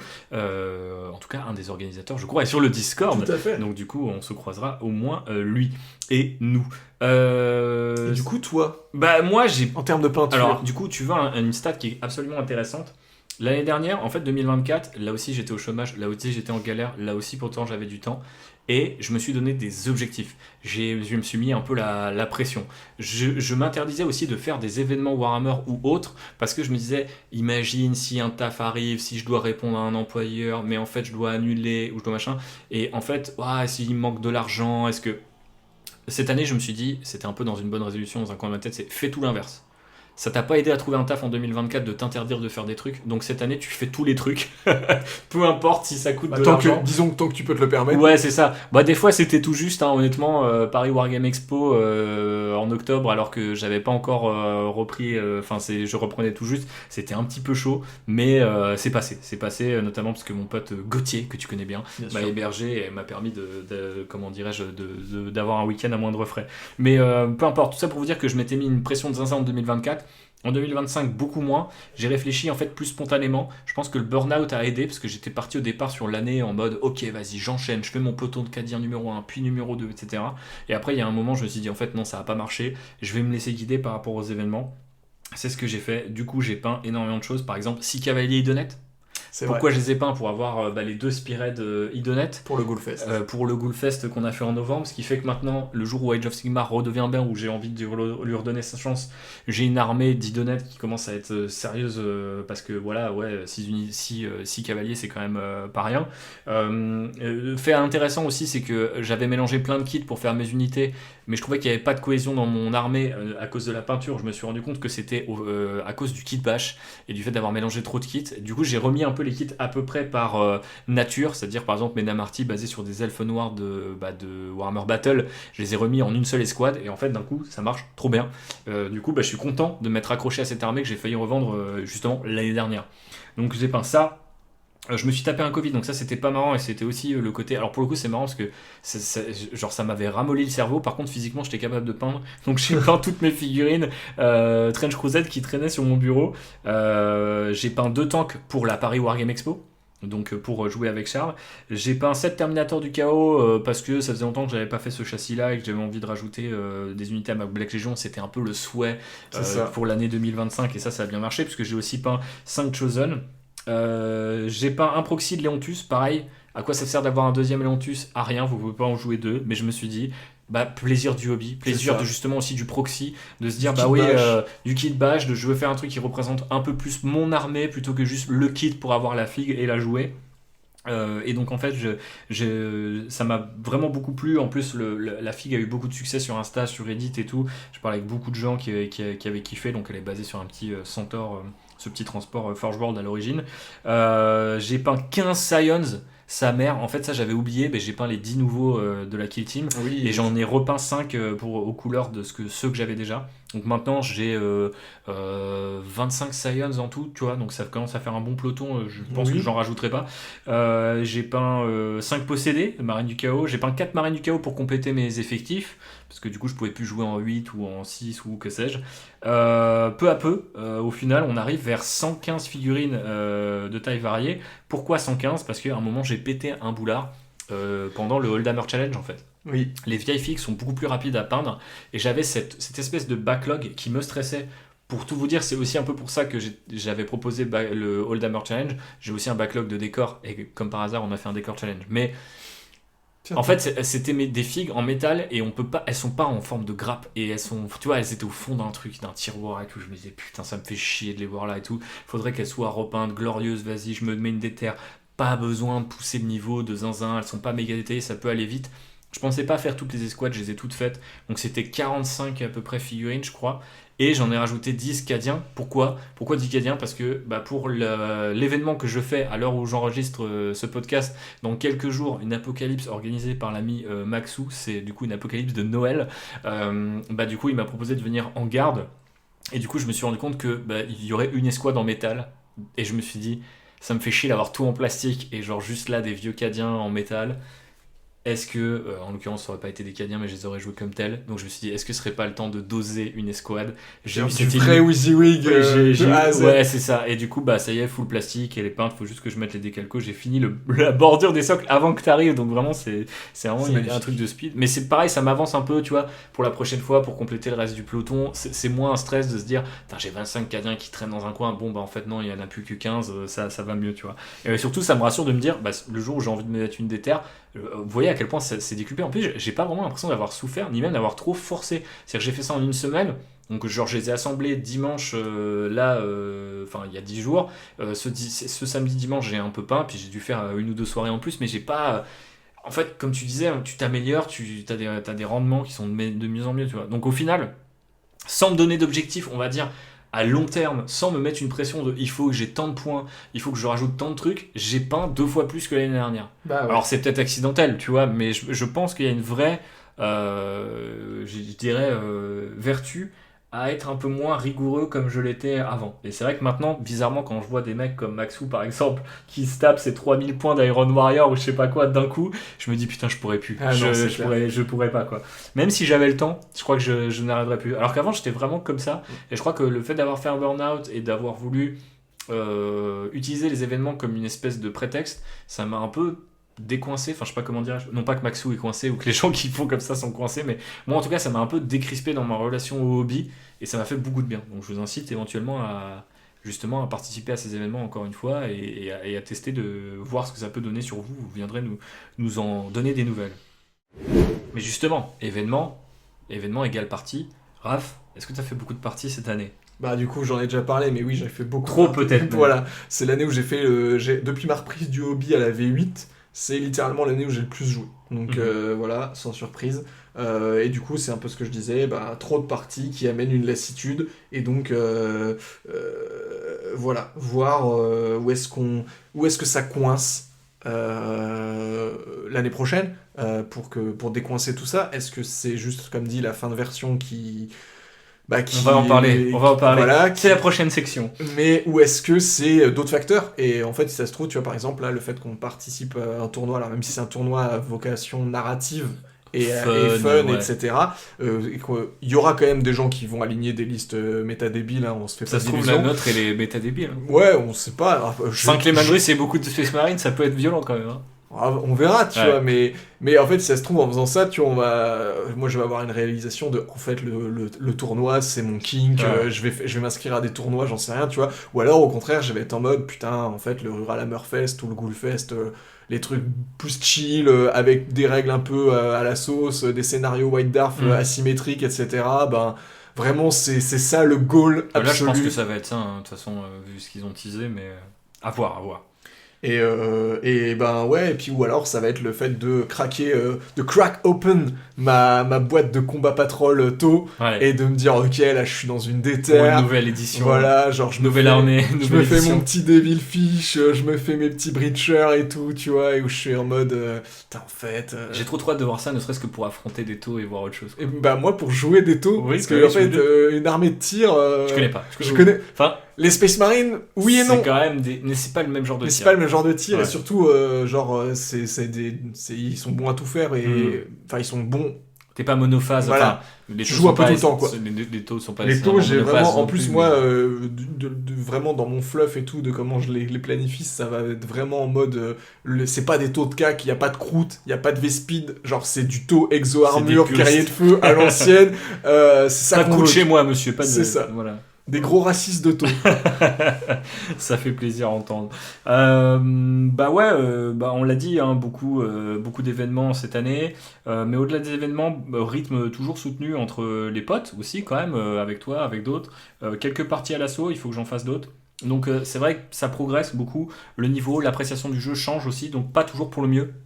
Là où je voulais en venir, c'est que c'est vraiment la première année où je sens une vraie lassitude à l'égard du jeu, lassitude qui m'emmène à aller à voir ailleurs, tout ça est connecté bien évidemment, mais au-delà de cette lassitude, je pense qu'il y a et de l'envie de voir ailleurs, je pense qu'il y a une vraie réalisation, c'est pas juste circonstanciel, enfin à voir, on embrayera là-dessus juste après, mais enfin, mais du coup je me suis dit, à un moment, ce mot est sorti dans un podcast, je ne sais plus lequel, j'ai l'impression de jouer des cartes. Ouais, c'était. Je joue mes unités pour faire des secondaires. C'était dans notre sur Spirit, je crois, où on faisait un retour sur 40K et on disait qu'on avait eu l'impression de jouer nos cartes et nos pions, Ouais. et pas nos figurines, quoi. Ouais, et j'ai vu un mème il y a pas longtemps qui m'a fait rire et qui résumait un peu mon état d'esprit, où il y avait un gars qui disait, enfin c'est un mème à la con sur Instagram, et c'était en mode bitch, I don't cleanse, I don't screen, I just wa and genre punch you in the face ou je sais pas quoi, tu vois. Et j'étais en mode, c'est vrai que on avait fait, tu sais, cette tactica cette année pour les nuls, Oui. où on avait débriefé aussi certains vocabulaires, etc. Et on s'était nous-mêmes un peu essayé à ce truc-là. Et je pense qu'à ce moment-là, j'étais vraiment sincèrement persuadé que c'était cool de progresser sur le jeu et tout.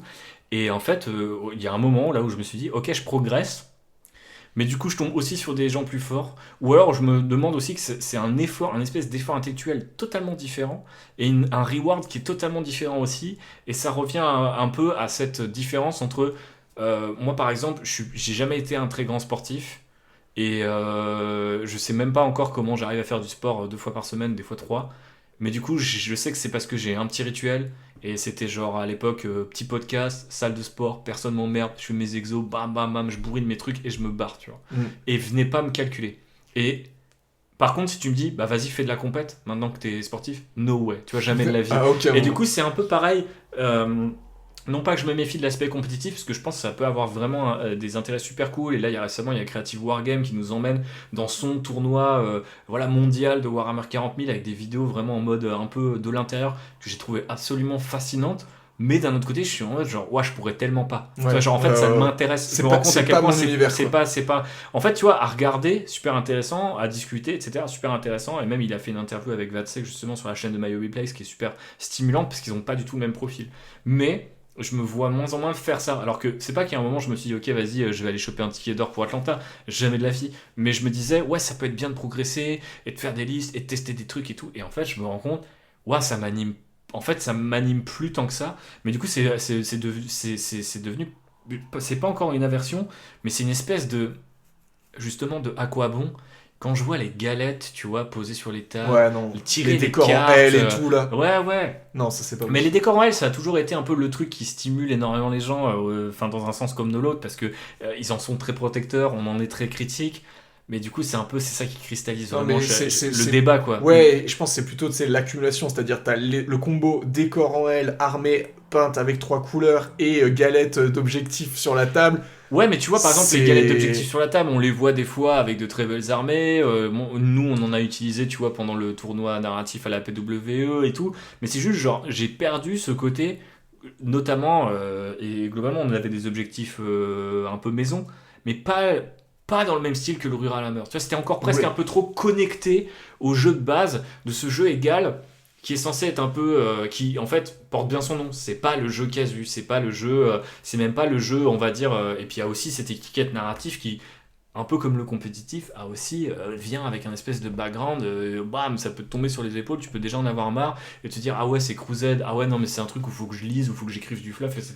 Alors qu'en fait des fois du jeu narratif c'est juste dire ramène une liste comme ci comme ça et on joue un dernier carré, on joue un combat de je sais pas quoi dans le blizzard et du coup on aura des règles que j'ai fait maison où on se voit pas, enfin c'est ça en fait le jeu narratif. Oui. Ça n'a pas forcément besoin d'être plus, on a fait un épisode là-dessus et on en parle souvent avec Raph et avec d'autres et je pense que beaucoup de gens sont en train de vous en parler en ce moment et c'est pas pour rien, mais c'est vrai que moi il y a un moment là, je sais pas, ces dernières semaines ça a cliqué et je me suis dit qu'est-ce que j'en ai à foutre, c'est un truc de ouf, j'en ai plus rien à foutre en fait. Ouais. Genre là vous avez joué tous les deux avec Thomas et vous tiriez les objets et tout, et je me disais, en fait, j'aurais pas dû leur faire jouer avec les objets, quoi. J'aurais dû leur faire un scénario maison, je me serais plus éclaté. Ouais, mais c'était plus pour le fait que Thomas se remette dans le bain. Ouais, c'est ça, mais est-ce que des fois, est-ce que se remettre dans le bain, bisous à Thomas, mais est-ce que se remettre dans le bain, tu vois, là, il voulait jouer ses Nécrons, etc., est-ce qu'il aurait pas pu kiffer? Tu vois, en mode, je lui dis, ok, tu veux rejouer tes Nécrons, vas-y, je t'invente un scénario maison Ouais, autour clairement. de ça et tout. Et je pense qu'il faut que je fasse de plus en plus, quitte à ce que ça soit la zob, genre deux petits trucs, un déploiement perso. Je vous fais la table en amont, en plus on gagnerait du temps de zinzin, de réflexion. Et en fait, je me dis, mais de plus en plus, avant je me disais, ouais, mais le narratif c'est beaucoup d'exigences, etc. Mais je dis, ouais, mais en fait, le reward il est immédiat, quoi. Quand t'es immergé dans ta game, et que t'es pas en train de te dire attends non parce que mon Rhino qui a 2 PV, si je le fais advance je le fous là-bas et il fait cet objet, il sabotage à tel endroit, en fait il y a un truc qui est assez fou parce que je trouve que c'est une sacrée évolution de nous d'il y a quelques... Je pense que si on réécoute les 2 derniers podcasts on rigole en fait il y a quelque chose, c'est pendant très longtemps toi et moi on a vachement encensé ce système de cartes à tirer, de mécanique aléatoire, parce que ça crée... Je voulais te proposer un épisode entier sur les cartes. Voilà, parce que ça a créé en fait une espèce d'aléatoire, de semi-aléatoire en tout cas, et d'imprévu, etc. Mais ce que on se rend compte, et ce que moi aussi, là, la partie que j'ai jouée contre Thomas, ça m'a vraiment frappé, c'est, à un moment donné, j'ai eu ce truc de...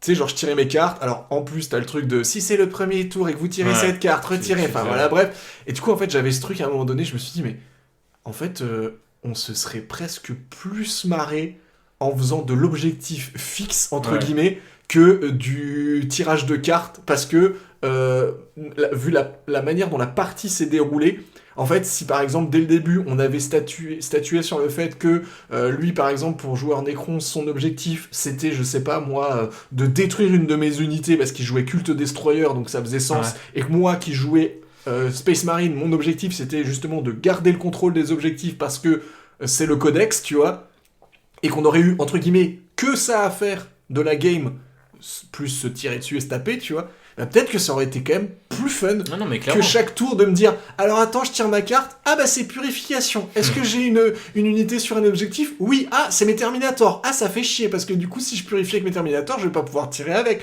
ah bah ça fait chier, ils viennent d'arriver en frappant en profondeur, tu vois, et t'as ce truc de te dire putain je fais une liste parce que je kiffe mes figues et quand elles sont sur la table, elles font pas ce que j'ai envie qu'elles fassent parce qu'elles font ce que les cartes me disent. Et ça, je trouve que c'est ça aussi qui a...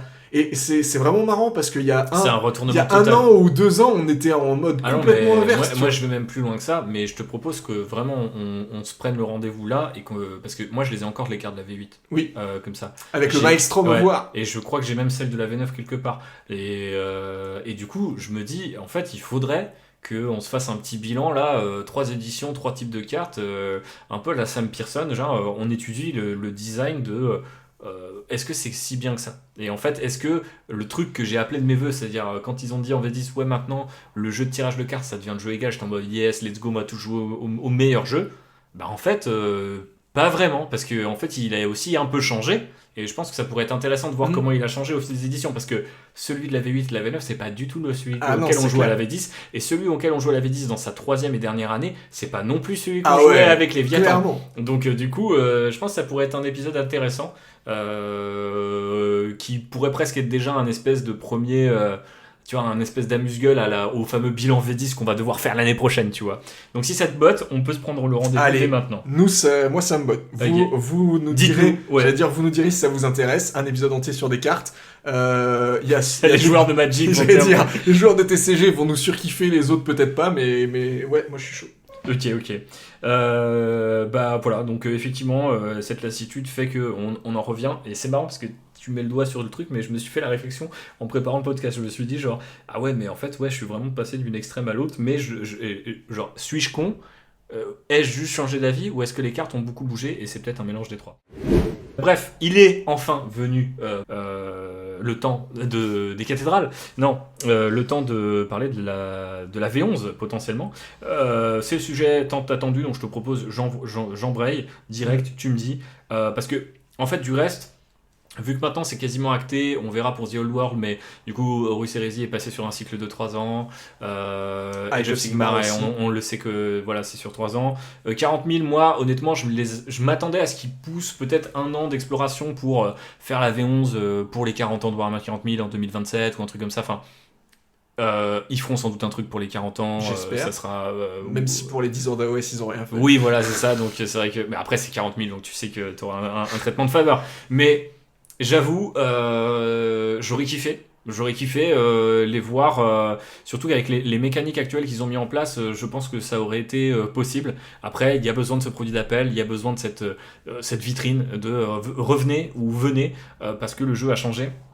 Est-ce que tu penses que, je vais poser la question comme ça, mais vu que ça va être le rouleau compresseur, hein, la V11, puisque chaque édition de Warhammer 40 000, en tout cas les 3 dernières sont plus grosses que la précédente, là ça va de nouveau être colossal, surtout si on met en perspective l'idée qu'en 2027 ça sera les 40 ans, il y a moyen que ça soit une espèce de double dose de 40 000 en 2 ans, donc du reste l'année s'annonce assez calme, enfin à première vue on va pas avoir une nouvelle édition de Kill Team, on a eu un nouveau Warhammer Quest, peut-être un nouveau Warcry l'année prochaine. Peut-être, ou un nouveau jeu, quoi, tout simplement, qui prendrait la succession là-dessus.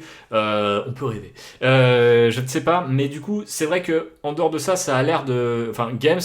là en plus on a vu aussi les sorties AOS de Nurgle qui arrivent finalement avant la fin de l'année, donc j'ai un peu l'impression que ça va être ok, on va passer sur les 500 mondes, puis on va passer sur la V10, puis V11 pardon, et puis potentiellement on passera direct sur les 40 ans parce que vous le savez, en fait souvent les sorties Space Marine et la faction qui est en face c'est octobre voire des fois novembre, donc on arrive très vite en 2027 avec ces histoires là. Ouais.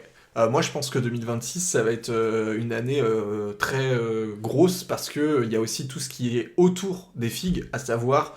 Dawn of War 4. Dawn of War 4, à savoir Total War Warhammer 40 000, même si ça va pas sortir, mais ils vont faire monter la hype, tu vois, tout au long. Après, ça fait un moment qu'ils développent, donc je sais pas. Il y a la série d'Henry Cavill qui est toujours aussi dans les cartons. Pareil, il y a Space Marine 3 qui est toujours... Enfin, en fait, tu vois, il y a plein de trucs que et c'est ce que je disais un peu en note, en side note, tu vois, genre comme d'habitude avec Game Workshop, on n'est pas à l'abri d'une annonce parce que ils aiment aussi leurs petits effets de manche en mode le truc que pas grand monde a vu venir et d'un coup, pof, prenez ça, tu sais. Mais en plus, ils le drop souvent... littéralement en mode allez en fait on va faire ça et tout le monde pète son crâne en mode ah bon, un peu comme là le trailer de Total War Warhammer 40 000, tu vois, où les gens s'y attendaient pas forcément, enfin il y a des gens qui extrapolaient que ça allait arriver à un moment donné ou un autre. Je pense que la plupart des joueurs Total War savaient que ça arrivait, mais pas comme ça, pas aussi vite, tu vois, enfin, et en fait c'est classique Game Workshop quoi, c'est en mode voilà, c'est l'industrie du jeu vidéo qui met son petit grain de sel en plus. En plus, avec ce besoin de hype. Voilà, donc t'as deux industries. Double FOMO. C'est ça. T'as l'industrie de la figue, enfin du jeu de figue Game Workshop qui est dans une logique de FOMO tout le temps et de grosses sorties machin bidule. Et le secteur de l'entertainment et du jeu vidéo qui est en mode il faut créer des poules de joueurs, il faut créer de la hype et tout. David Arbor sur scène avec un t-shirt Inquisition. Tu as vu ça ou pas? Non, parce que du coup, au Game Awards, parce que moi j'ai regardé à cause de mon frère, bisous Rémi, qui m'a embrigadé dans le fait de tout regarder en direct, mais du coup c'était quasiment vers la fin, mais en fait à un moment ils disent bienvenue à l'acteur David Arbor que vous connaissez pour Stranger Things et Black Widow. Et donc il arrive sur scène avec le t-shirt Inquisition et là je dis à mon frère, c'est le moment, c'est Warhammer 40 000 et donc apparemment il est méga saucé et il sera dans le jeu. Donc, il fait une voix? Ouais, il fera une des voix du jeu. Du coup j'imagine que ça sera un Inquisiteur parce que je crois pas que ça soit le Space Marine qu'on voit dans le jeu et ça a pas trop de sens d'avoir un héros spécifique, mais ça peut être rigolo d'avoir un personnage récurrent qui serait un inquisiteur qui peut popper auprès de pas mal de factions finalement, quoi. Ok, c'est marrant. Voilà, je sais pas. À voir, ça c'est une petite théorie pour ma part. Mais ça pour dire qu'effectivement, du coup, ça fait monter la hype. C'est ça. Parce que au Game Awards, faudrait pas faire venir des gens de l'industrie du jeu vidéo. Tu prends des stars, des vrais stars, quoi. Tu vois, pas des ploucs, pas Hideo Kojima, quoi. Je veux dire, voilà, quoi. Écoute, il est déçu parce qu'il a pas eu son Game of the Year. Ah, mais il savait, Hideo. Hideo, il est pas comme ça. Mais ouais, je pense que l'année prochaine, on va se taper une V11. Est-ce que ça va être une V10.5 ou une V11 ? Ça, c'est la grande interrogation. Vas-y, on fait les paris là, on peut... c'est quoi ? Est-ce que c'est 10.5 pour toi ? Pour moi, c'est 10.5. Pour moi, c'est 10.5 aussi. C'est en mode, ils vont nous faire un truc à la V9 versus V8, c'est-à-dire que la V9 ne réinventait pas toute la V8, elle réadaptait une très grande partie de ses règles. Mais on a morflé quand même. On a eu... ça serait bien qu'on morfle pas autant, quoi. Parce que mes Space Marines qui sont restés à 1 PV pendant 2 ans, Space Marine du chaos, j'ai eu du mal, quoi. En fait, ce qu'il faudrait qu'ils fassent, c'est garder le système de détachement qui aujourd'hui est rodé, mais genre rodé, à tel point que les gens, si tu leur donnes pas leur détachement là pour Grotmass en ce moment, vu qu'on leur donne des fictions, des choses comme ça, il y a des gens qui râlent parce qu'ils ont pas leur détachement, donc on en est arrivé quand même à ce stade-là de...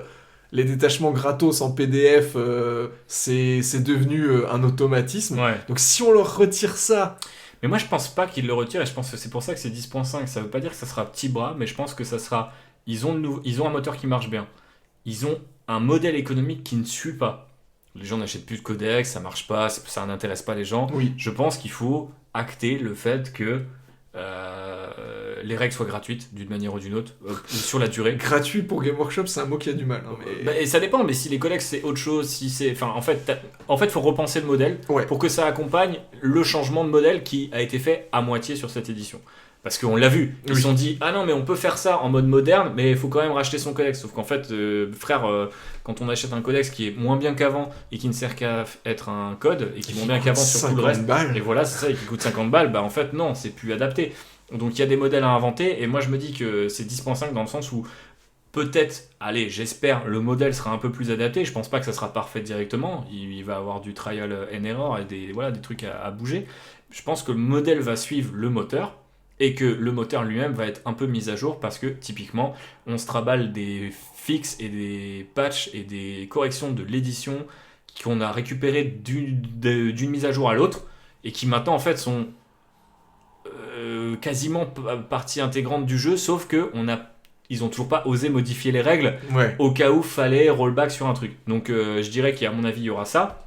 Et après, éventuellement, ce que j'appelle de mes vœux, c'est peut-être que, en fait, ce jeu de match play, ça soit appelé competitive play pour de bon, qu'on ait toujours Crusade pour les gens qui veulent poncer du narratif vraiment en mode JDR, et peut-être qu'on ait un jeu qu'on appellerait, je sais pas, open, où c'est des scénarios type ce qu'on a avec, comment on appelle ça, boarding actions, où t'achètes ton bouquin, et c'est ce que tu pourrais avoir dans les codex. Chaque faction arrive avec, plutôt que tu vois des datasheets de poubelle que tu vas jeter, des scénarios qui sont pas faits pour être équilibrés, mais c'est en mode t'achètes le codex Garde Impérial, qu'est-ce que t'aimerais faire? T'aimerais jouer un scénario où c'est une embuscade sur ta colonne de blindés, voilà, on te l'a écrit, tu vois. Je sais pas, tu vois. Ou ça pourrait être juste un livre à part, tu vois.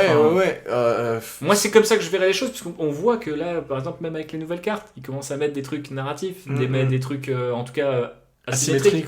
Et... En fait, il y a quelque chose qui est difficile, c'est que le support physique à Warhammer 40 000 aujourd'hui, on se plaint et tout, mais ça reste aujourd'hui la référence pour énormément de joueurs, tu vois ce que je veux dire? Enfin, en gros, si demain, par exemple, tu changes le fonctionnement des codex, et que dans les nouveaux codex, tu mets que des scénarios, ou que des missions secondaires, par exemple, tu vois, s'ils changent le système de scoring ou quoi, il y aura peut-être des gens qui vont se dire « Ah ouais, mais du coup, moi, j'ai pas mon codex, donc je peux pas jouer à ce format parce que c'est uniquement dans le codex, tu vois. » Comme aujourd'hui, des gens se sentent obligés d'acheter le codex parce que, tu vois... Non, mais il n'y a pas de modèle parfait, mais en tout cas, celui où on est ne satisfait personne. Non, je suis d'accord. Games Workshop, ils vendent plus de codex, donc je pense qu'ils sont pas satisfaits. Nous, on les regarde plus, ces codex, donc je pense qu'on n'est pas satisfait. En fait, on achète un code scanné dans l'app. Donc, en vrai, on serait plus...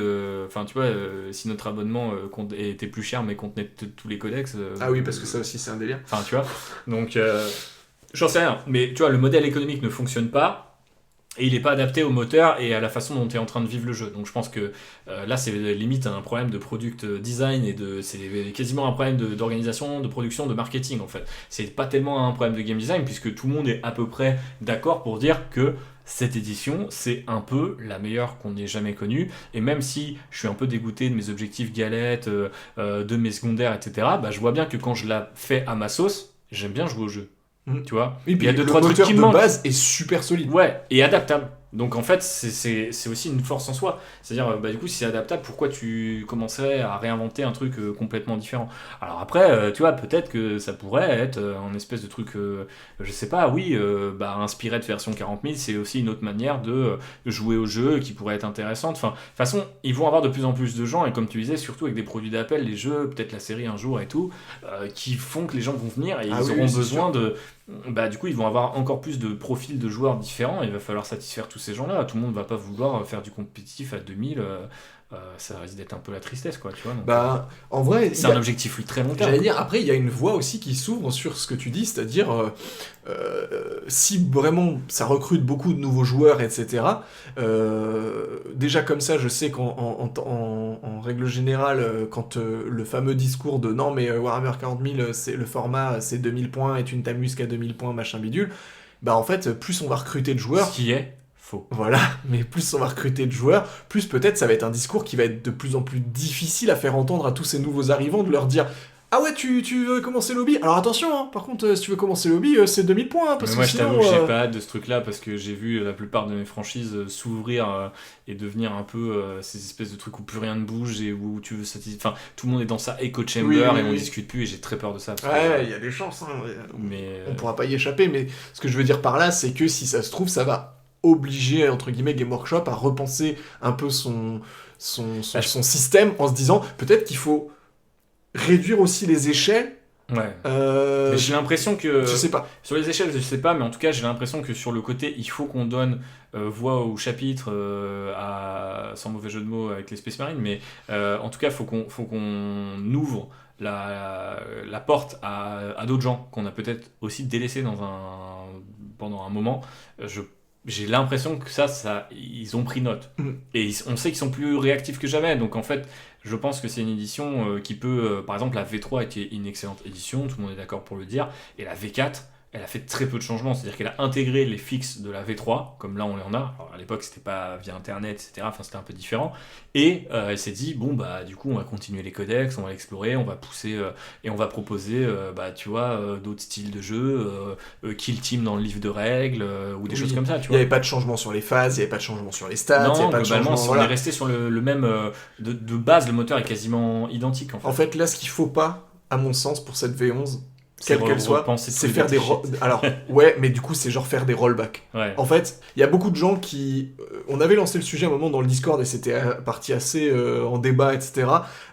Mais fondamentalement, quand on confrontait vraiment les gens à la réalité, beaucoup de gens appelaient de leur vœu, oui, le retour de l'initiative, oui, le retour du tableau des dégâts sur les tanks, oui, le retour des coups en points sur toutes les unités, toutes les options, etc., etc., etc. Et après, au final... quand les gens faisaient la part des choses en poussant le truc, en disant « Ah ouais, donc t'aimerais bien de nouveau Refaire ci, refaire ça », et les gens se disent « Ah non, quand même, c'est un Ouais. peu relou », et t'es genre « Bah en fait, c'est ça, c'est Et- la nostalgie vous conseille, parce que c'est des marqueurs forts, et vous dit « Ah ouais, c'était quand même trop bien quand il y avait ça ». Oui, à l'époque, quand il y avait ça, c'était trop bien, mais dans le contexte aujourd'hui actuel, est-ce que c'est toujours trop bien ? Ouais, Tu vois faut éviter de penser, ça c'est un peu aussi le côté game designer qui parle, mais il faut éviter de penser tu ramènes une feature d'avant Maintenant. qui fonctionnait dans un écosystème, et en fait, des fois, la greffe fonctionnera pas. Ou alors, faut que tu ajustes d'autres règles, et du coup, bah, tu dis aux gens, réapprenez les règles. Oui, et du coup, tu finis par et- changer plein de trucs au final. Et quoi. voilà, c'est ça, ça peut être accidentel. Après, il y a des trucs qui sont assez. Enfin, tu vois, il y a beaucoup de trucs où moi je trouve que c'est des vibes check, tu vois. C'est vraiment quand je joue telle arme, quand je joue telle unité, quand je joue telle armée, est-ce que les vibes sont là? Et franchement, sur beaucoup de trucs en fin de l'addition là, Ouais. je l'ai pas dit. C'est peut-être ce qui peut me relancer pour accrocher un peu avec le sujet, parce que la question de base c'était finalement, est-ce que tout ce brouhaha 40 000 va nous faire remonter au créneau? Tu vois, est-ce qu'on va remonter dans le No Man's Land en se disant c'est bon, on y va, je commence une nouvelle armée? Ou est-ce qu'au final, ça va être un peu le clou dans le cercueil en mode en fait, Flemme. c'est beaucoup de bruit pour rien. Ouais. Tu vois, potentiellement, on va ouais. peut-être se dire en fait, c'est la même édition, plus ou moins. Et genre, je prends les nouveaux Space Marine et merci. Enfin, tu vois, genre, Oui, oui, potentiellement, oui. ça Je va être prends ça mes aussi. figues, je Et prends voilà. mes nouveaux détachements et Et ça peut être reposant aussi, parce que c'est vrai que la V10, c'était aussi ce côté, bah, de nouveau les datasheets, un nouveau système, chaque unité avec sa règle SP, etc. la Enfin, fin des coups il y en avait tout point. un truc, voilà, c'est ça, il y avait plein de trucs à réapprendre. Là, ça serait peut-être reposant de se dire, bah en fait, on vous donne une édition où il n'y a pas tout à réapprendre. Par contre, on a greffé je sais pas, d'autres modes de jeu, d'autres façons de jouer, et on a corrigé les quelques trucs qui, soit en fait, on a fini par répéter dans chaque fac, donc maintenant c'est quasiment intégré, tu vois, les trucs de, en fait, réduire les stratagèmes, c'est pas 0, c'est réduire de 1, enfin tu vois, des trucs. C'est jusqu'à la fin de la phase et pas jusqu'à la fin du Ce tour. genre de trucs, voilà, c'est des trucs que tu peux réécrire facilement, et tu dis, moi j'imagine que le livre de règles va ressembler à ça, mais je sais qu'effectivement, par contre, sur les trucs de vibes, je pense qu'il faut faire des trucs, et là, est-ce que c'est vraiment le fixe de chaque armée? Je sais pas, parce que je pense qu'il y a des trucs qui commencent à être incompatibles. Tu vois, genre quand j'entends les analyses les trucs grotte masse et tout, et que les gars disent ouais, lui, alors c'est normal qu'il ait pris 10 points parce que c'était un des persos Space Marine les moins chers du jeu à 55 points, je sais pas quoi, et je me dis, mais fondamentalement, en fait, le jeu maintenant est équilibré pour un espèce d'écosystème. Je me dis, mais 55 points un perso Space Marine qui fait tout ça, mais à quel moment? Ouais, c'est Et tu clair. sais, je me dis, mais moi, alors que moi j'ai l'impression d'étouffer en garde, que je peux pas mettre des pelotons de 20, je peux pas mettre plus de 5 chars si je veux faire un peu de tout et tout. Je sais pas, j'ai trouvé que de plus en plus, il y a 2-3 armées. Pareil, quand tu joues Space Marine, ou genre je te vois jouer des trucs et tout, la moindre unité fait 12 000 trucs, mais je me dis, mais Ouais, enfin c'est ce truc phénomène de fin d'édition où t'as corrigé beaucoup de trucs et en même temps t'as beaucoup corrigé des armées qui finissent par être dénaturées et t'en as muselé d'autres qui du coup elles aussi finissent par être dénaturées. Et du coup bah, c'est normal, hein, le jeu il progresse, faut voir ça comme un écosystème, c'est vivant, on peut pas faire autrement. Mais j'avoue que j'aimerais bien qu'il nous propose une alternative où on n'a pas besoin de faire ces montagnes russes en permanence et qu'on peut juste dire ok, le feeling d'une armée garde, d'une armée Death Guard, d'une armée Eldar, d'une armée peu importe, c'est ça et ça bougera pas de l'édition. Parce qu'il y a des trucs qui ne font que bouger tout le temps et c'est un peu chiant.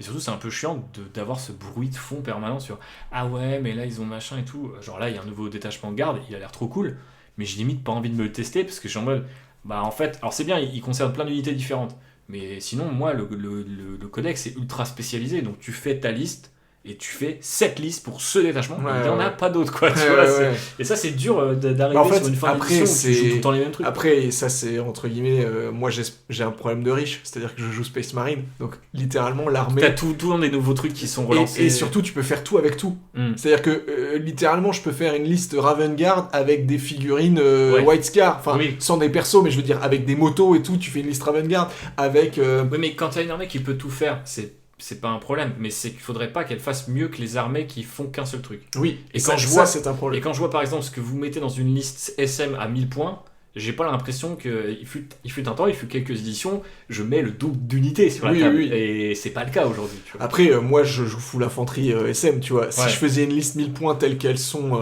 Mais même. Il y aurait beaucoup de temps. Je les ai vus, les listes 1000 points. Charles, il jouait 1000 points, il y avait Vlaifi. Ah oui, non, mais les persos par exemple coûtent pas du tout assez cher. Ouais. Non, il y a un truc à faire en tout cas là-dessus. Est-ce que ça va nous relancer dans la machine ? Moi, c'est limite un des trucs qui me rend le plus curieux sur 2026. Quelle va être ma réaction ? Est-ce que ça va être ok, c'est cool, allez-y les gars, je suis derrière vous, les changements sont bons. Comme par exemple à la V9, j'ai l'impression qu'ils avaient annoncé chacun des changements et je trouvais que c'était intéressant de voir ce qu'ils faisaient. C'était les changements pas que jeu aussi, ils parlaient des illustrations, la façon dont ils allaient réécrire les codex et tout, je trouvais que c'était intéressant. Je pense qu'ils pourraient faire un peu un truc comme ça. J'espère. Ou alors, est-ce que ils vont encore de nouveau renverser la table, nous faire une dinguerie à la GOE en mode finalement le jeu il passe comme ça, à la comme V4 ça. Façon V4 d'AOS. Et alors V4 je pense que ça serait le pire, c'est-à-dire signaler un jeu qui a changé alors que fondamentalement il est juste pas bon. Tu vois, genre, enfin en tout cas la version était mieux avant. Ça serait dur d'arriver en V11 et de se dire c'était mieux la V10. En fait on a marqué le, enfin je vois pas le changement. Tu vois, tous les changements c'est punitif. Ouais. Si t'as pas et pour l'instant 40 000, enfin en tout cas 8, 9, quoi qu'en disent les gens sur la V9, enfin quand on est passé en V9 tout le monde était content d'avoir plus de flavor, plus de granularité, etc. Parce qu'en V8 il y a des trucs c'était aberrant, tu vois. Et en V10 maintenant ils ont fait la synthèse. Je pense que du coup faut capitaliser sur cette lancée, mais peut-être offrir plus, plutôt que d'essayer de réinventer la roue, la renforcer, mettre plus de rayons autour d'elle pour peut-être aussi dire tiens, toi si tu as envie de jouer là-dedans, bah regarde, on t'a proposé ce bouquin-là, ou on te propose maintenant ce genre de scénar, ou que sais-je. Mais j'ai hâte de voir comment on va réagir, parce que ça se trouve, quand on fera le bilan 2026, on dira putain, on était plein de bonnes résolutions, et on est parti la tête la première en faisant des nouvelles armées pour 40 000, parce que moi j'ai une armée or que j'ai envie de faire aussi, et je me dis bah c'est l'occasion, tu vois. Bien sûr. Mais voilà. Parce que l'appel de la nouvelle édition, nouvelle armée est quand même toujours très fort. Exactement. Mais justement, ça nous permet d'embrayer sur un peu la dernière partie de ce podcast. C'est comment t'envisages, j'ai mis 2025 sur le programme, mais du coup, visiblement, j'ai pas noté qu'on avait passé une année bientôt. Mais 2026, qu'est-ce que tu vas faire en 2026 ? Est-ce que tu as des bonnes résolutions par rapport à ce qu'on vient de dire autour de 40 000 qui reste notre jeu de base, mais aussi de manière plus générale, le hobby ? Bah, le hobby, du coup, me lancer dans ma nouvelle armée 40 000. Ça c'est bon. Ça c'est bon. Et en vrai, tu vois, je me dis, la seule chose qui pourrait vraiment ne pas me faire me lancer dedans, c'est si la V11 a l'air nul à chier, tu vois. Dans tous les cas, on la testera, ça c'est sûr. Ça paraît difficile qu'elle soit nulle à chier. Mais je veux dire, il y a le seul monde vraiment où je vais pas faire mes taux, c'est si après quelques games, je suis en mode, c'est la même. On peut toujours jouer en V10. Mais c'est ça. C'est que je me dis, n'oublions pas. Au pire des cas, on jouera en V10. Parce que t'imagines tout ce qu'on n'a pas testé en V10. Ah ouais, non, c'est clair. Toutes les armées, tous les détachements. Mais bon, donc du coup, nouvelle armée potentiellement, puisque je vais gagner en place, donc place de stockage, donc potentiellement, nouvelle armée, elle va tenir dans la vitrine, ça c'est cool. Diminuer encore la pile of shame, ça c'était un objectif que je m'étais déjà donné cette année, et en vrai je l'ai plutôt bien respecté, c'est-à-dire que cette année, en début d'année, je me souviens, enfin l'année dernière dans la rétrospective, j'avais dit que je ferais un ménage de ma pile of shame, ce que j'ai fait début de cette année, j'ai revendu pas mal de trucs que j'avais achetés sur des coups de tête, etc.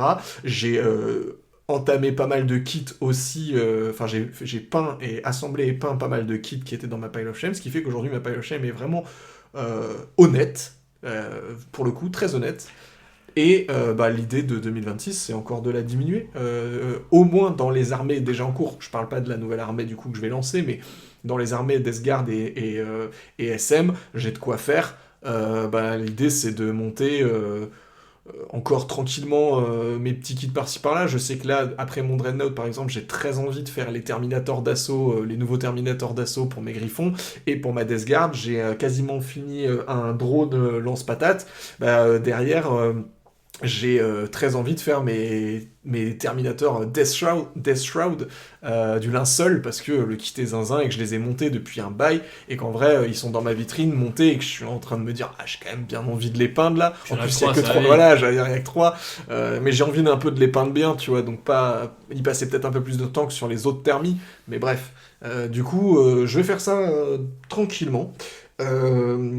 Résolution, participer à plus d'events, parce que ça c'est un peu, voilà, vous l'avez compris. On commence bien en janvier. Voilà, on commence en janvier, et j'aimerais bien que ça continue, à la fois en tant que joueur, mais aussi pourquoi pas en tant que bénévole, tu vois. Parce que j'ai vu tout cet aspect-là aussi au Ruralameur avec Maxou qui était sur tous les fronts.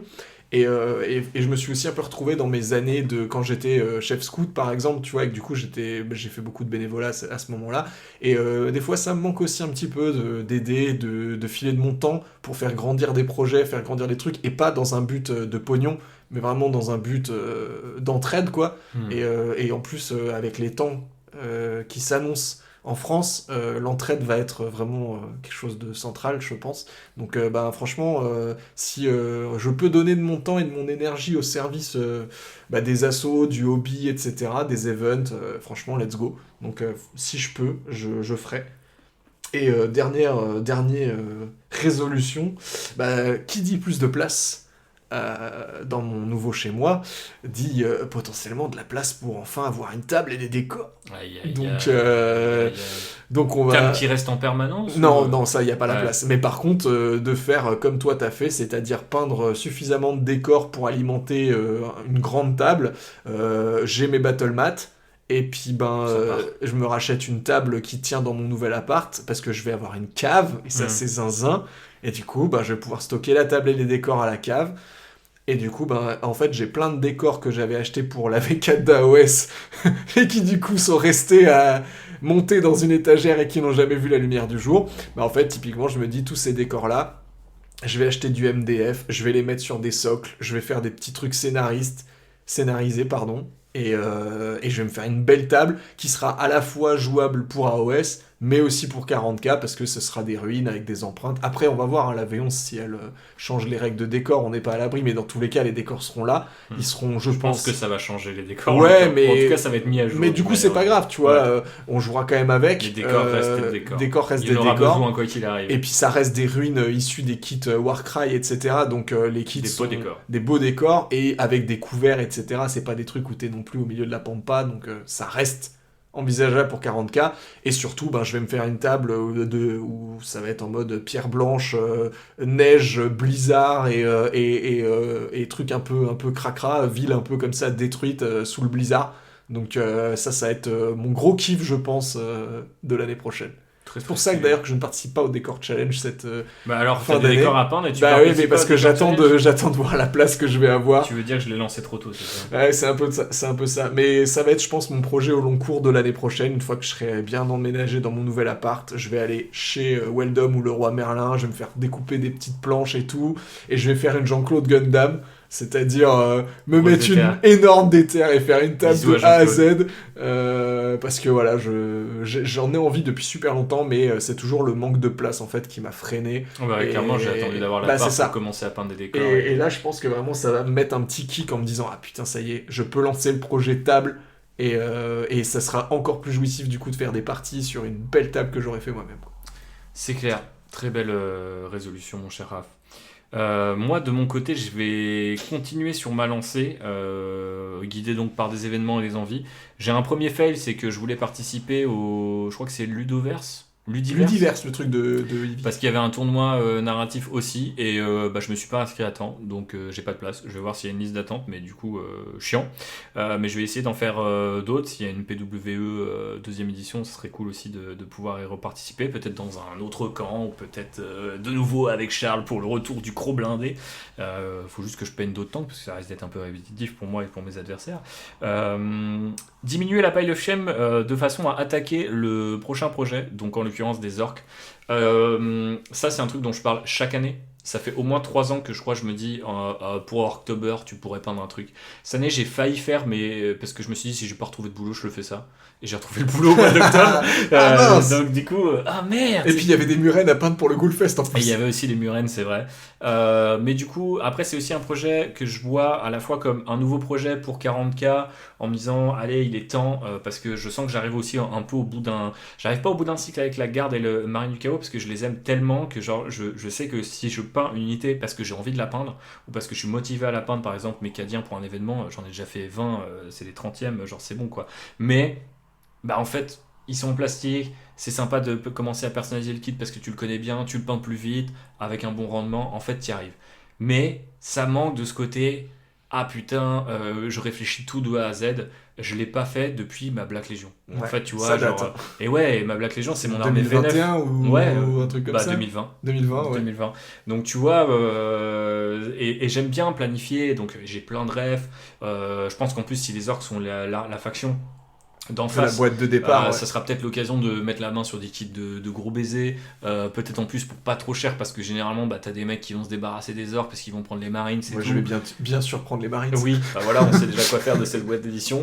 Mais du coup, ouais, donc je me dis accumuler du beat et vraiment réfléchir sur un truc. Donc voilà, sans surprise, ça sera des Blood Axe, donc ça sera des gardes impériaux, mais orques. Mais, Oh là là, dis donc. mais du coup, la Tactical Brigade arrive. Mais ouais, vraiment, ça sera. Tout est pensé, j'ai déjà les socles, et puis en fait au-delà de ça c'est aussi du coup réinventer un peu mon style de peinture, Ouais. Tester des nouvelles tester de nouvelles teintes, des nouvelles techniques, de l'aéro, des trucs comme ça. Et du coup très clairement c'est un projet où je sais que je me dis une fois que je l'attaque, faut que je sois un peu dans de bonnes dispositions et que je me dise pas ah ouais mais c'est vrai que pour tel événement faut aussi que je peigne un 3e Lehman russe, que sais-je, ou faudrait que je renforce mes marines du chaos, je sais pas quoi. Alors après j'aimerais bien avoir un petit boost, paradoxalement je dis qu'il faut que je diminue ma pile of shame, mais parce que aussi bon la garde là ça y est, quasiment la gamme est refaite quasiment intégralement, mais marine du chaos, il y a les motards, il y a le Defiler dont on entend parler aussi en ce moment. Voilà, enfin il y a des trucs tu vois qui me travaillent, donc je me dis ouais le moment où ça serait cool si le moment où ça arrive que je puisse dégainer sans trop me stresser. Mais d'un autre côté, je me dis, je repousse tout le temps en me disant, il faut taper dans la pile of shame. Mais en fait, le problème, c'est aussi plus tu mets du temps, plus tu rajoutes des trucs dans la pile of shame. Typiquement, j'ai acheté cette boîte de départ Krieg, j'ai utilisé le codex, j'ai fait aucun autre kit. Et elle est sortie en février ou en mars, tu vois. Et du coup, je me sens con. J'ai même pas peint les 6 ingénieurs, tu vois. Genre, j'ai vraiment rien fait. Donc, du coup, la pile of shame garde, elle est finalement encore assez colossale. Elle tient toujours dans ce carton que j'utilise pour me contrôler. Mais malgré tout, waouh, c'est compliqué. Alors je pense que Marine du Chaos, je pourrais en venir à bout parce que honnêtement, il me reste pas grand chose. Il me reste genre une escouade et un lord quoi. Et enfin, il me reste 2 escouades. Il y a aussi les Night Lords. Oui. Mais du coup, tu vois, c'est des légionnaires. Ça peut être du side project tranquille. Ouais, donc je sais même pas si j'ai besoin de torpiller un peu la pile of shame, parce qu'au final j'ai torpillé la version, si je me tape la même déter que l'année dernière, mais pas avec des figurines en métal, mais en figurines en plastique, elle va diminuer un grand coup. Mais voilà, je pense que avec la nouvelle édition, avec le fait que ça fait un moment que je me dis, tu vois, je bidouille mes gardes, mais je me dis, c'est vrai que ça manque d'avoir ce projet vraiment unique, parce que maintenant c'est pareil, ça correspond à un hobby de se dire c'est quoi le truc narratif, la liste, le scénario que tu as envie de jouer et tout, c'est quoi un peu le player fantasy de ton armée. Ouais. Et très clairement, mes orques, je le vois, je le visualise, et j'ai envie de faire ça. Comme à l'époque, je visualisais la Black Legion, même si ça m'a pris des années. Donc, est-ce que il est temps, ce serait pas l'occasion de faire un petit choix des armes pour la V11 V11 pour le début de la V11, ça pourrait être sympa de se faire un truc sur le Discord et tout, on commence une armée. Ça pourrait être cool. Pourrait être fun. On pourrait avec réfléchir. des échéances. Une sorte de challenge, mais plus sur le long C'est cours. ça, pourrait être très très cool, effectivement. Surtout s'il y a un format combat patrol / Spearhead adapté, tu vois, ça peut être un bon objectif. Ça peut complètement être une même base. Mais de toute façon, j'ai hâte de voir comment je vais réagir à la V11, comme je vous le disais tout à l'heure, parce que je pense que soit je vais être en mode suiveur et me mettre un peu en pilotage automatique, soit ça va être un peu le make or break. Je vais me dire, ok, en fait, j'en ai rien à foutre, je vais pousser dans ma direction. Donc participer à toujours plus d'événements, tester d'autres jeux, voire me lancer en fait complètement dedans.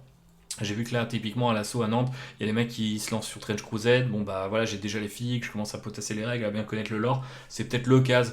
J'ai des envies de Star Wars Legion parce que le jeu a été repris en main, il y a des nouvelles figues, elles sont plus cool, elles sont plus jolies. Il y a des possibilités de personnalisation sur certains kits de personnages. Enfin, toi, j'arrive plus à me projeter dedans. Et j'aurais envie de tester ces trucs-là, surtout quand c'est des jeux où tu sais que si t'as la boîte de démarrage, tu rajoutes un véhicule et t'as plus ou moins une armée jouable. En fait, je me rends compte, il y a finalement.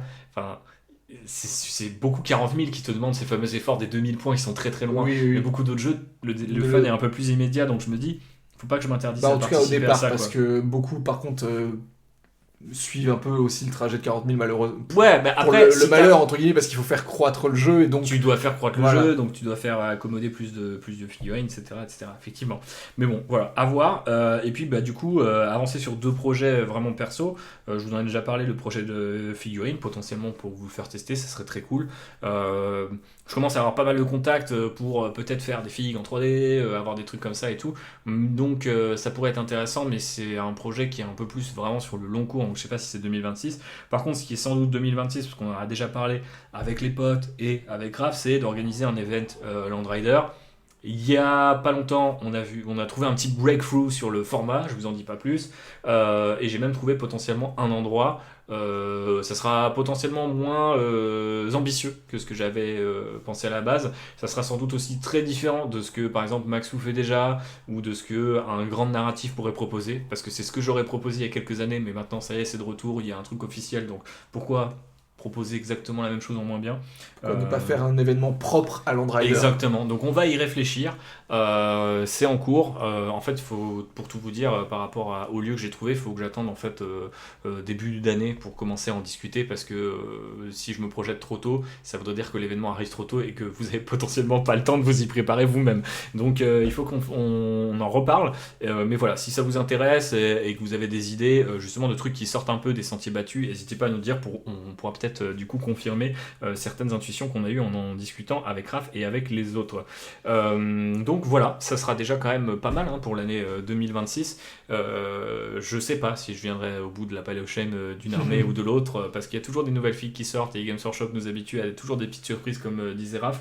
Mais en tout cas, moi j'ai appris énormément de choses sur cette année qui a été hyper instructif, et du coup pour faire le bilan, je pense que c'est vraiment ça que j'ai trouvé ça super plaisant. C'est-à-dire que malgré les hauts et les bas, j'ai appris plein de trucs, j'ai été finalement plus productif en empilant, en utilisant l'élan de ces apprentissages plutôt que à me forcer dans une seule vision de la chose.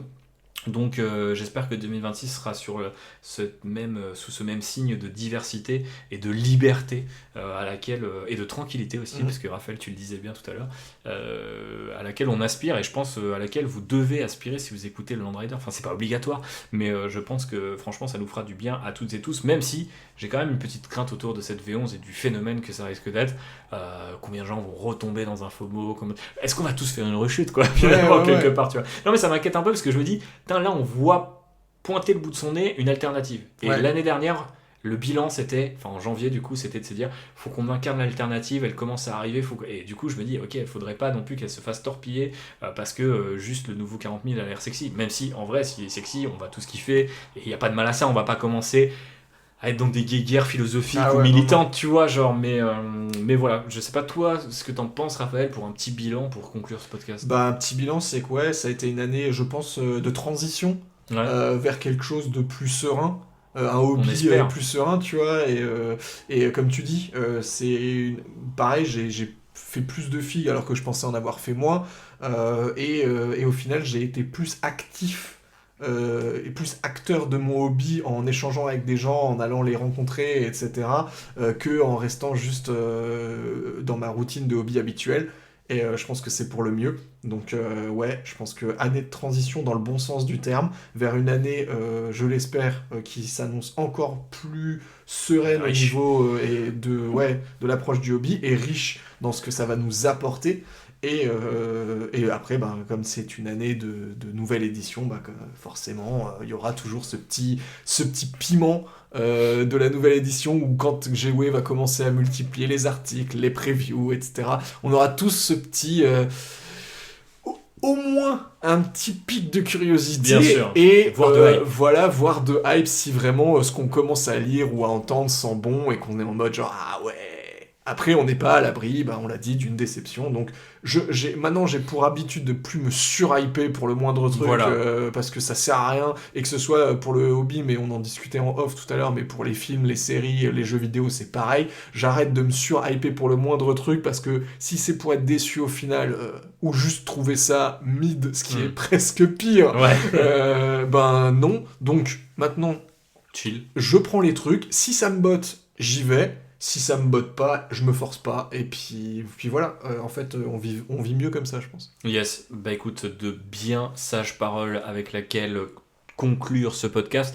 Merci à toutes et tous de nous avoir écoutés pendant à peu près 1h40 pour ce dernier épisode de l'année 2025. Merci de nous avoir accompagnés toute cette année. On a aussi beaucoup appris grâce à vous, vous l'aurez compris. On se retrouve donc en 2026 pour la nouvelle édition de Warhammer 40 000, normalement, mais aussi pour des nouveaux épisodes du Land Rider. Je vais pas faire de grandes promesses parce que je les tiens jamais sur le côté cette fois je vais faire du live et que sais-je. Par contre, il y a plusieurs trucs que je peux vous dire. On a eu cette idée de parler des cartes. Il y aura forcément un bilan de la V10, alors que Bien sûr. je pense ça sera peut-être plutôt à la moitié de l'année, c'est-à-dire on aura sans doute déjà les prémices de la V11, donc on pourra commencer déjà à se dire tiens, est-ce que ils vont dans la bonne direction et tout, parce qu'il faut pas la faire non plus trop tôt. Non. Il y a 500 Worlds dont on n'a pas parlé, les 500 mondes, qui semblent être une sorte d'extension de fin d'année, de fin d'édition, pardon, qui a été teasée justement à la fin de cette année, mais dont on sait finalement pas grand chose depuis. Donc voilà, il y a pas mal de choses encore dont on a besoin pour faire cet épisode, mais vous savez qu'il peut arriver, ça en fait déjà 2 pour 2026. Un troisième, c'est celui sur Trench Crusade que je vous avais promis justement en 2025, mais le livre de règles a pris 6 mois dans la gueule, donc du coup je l'ai reçu la semaine dernière, il n'y a même pas une semaine en fait à vrai dire, donc du coup ça sera pour 2026, je vais profiter des vacances pour le lire et potentiellement faire quelques games pour vous en parler, peut-être que Raphaël, je lui prêterai le livre de règles pour me dire ce qu'il en pense, qu'on puisse en discuter, plutôt que je vous fasse un long exposé, même si on pourrait faire un truc un peu en 2 parties, pour aussi vous montrer à quoi ça ressemble de passer vers un autre jeu. Qu'est-ce qu'on aime, qu'est-ce qu'on n'aime pas. Donc voilà. On a le retour aussi potentiellement des Faction Focus. Bien sûr, on en a en tête, effectivement, 2-3 trucs. Il y a des codex qui ont été acquis par des biais détournés pour pouvoir préparer ce genre de podcast. Donc oui, ça va revenir. Et puis, de toute façon, on trouvera aussi des formats. C'est vrai que le côté Faction Focus, c'était vraiment le truc un peu historique de Land Rider. On en a fait beaucoup, on les a pas tous fait. Mais du coup, on aimerait bien au moins avoir une espèce de truc à peu près complet à un moment ou un autre, donc c'est un peu notre pile of shame d'épisodes, donc on en reparlera, mais peut-être que vous ne devinerez pas le prochain, parce qu'il est assez ambitieux dans ce qu'on peut faire. On cherche aussi un moyen de pas le faire trop plan-plan, voilà comment l'armée était, etc. Mais voilà, on vous donne rendez-vous pour tout ça en 2026 et plus encore, y compris la fin du Décor Challenge et passer en revue les dingueries que vous êtes en train de nous servir sur le Discord. Ça cook. Ouais, complètement. Donc cette fois, ça sera sur Twitch. Ces adieux sont bien trop longs, mais je vais en rajouter encore en disant que vous pouvez nous soutenir sur Tipeee, en passant par My Hobby Place pour faire vos achats hobby. Et dès le mois prochain, janvier 2026, la réimpression du bouquin Warhammer 40 000 chez Third Edition. Donc je ne manquerai pas de vous faire peut-être même un petit épisode flash news. Voilà, c'est disponible, allez-y. Ou en tout cas, vous en informer sur les réseaux sociaux. Portez-vous bien, passez de bonnes fêtes, on pense à vous. Merci pour 2025 et let's go pour 2026, une année vraiment qu'on espère de grande qualité d'un point de vue hobby, et puis aussi pour le reste, on va pas se mentir, si le monde peut aller un peu mieux, ça pourrait être cool. Je préfère limite une V11 pourrie, mais un monde meilleur. Voilà. Exactement. Mais je sais pas si ce trade existe, mais voilà. Si je prends le trade. Voilà, je le prends, sachez-le, mais je sais pas, voilà. Je trade, je screen, je tank, et je vous dis à très vite, des bisous, ciao. Salut Raph. Très bonne fête de fin d'année à tous, ciao ciao. Bonus.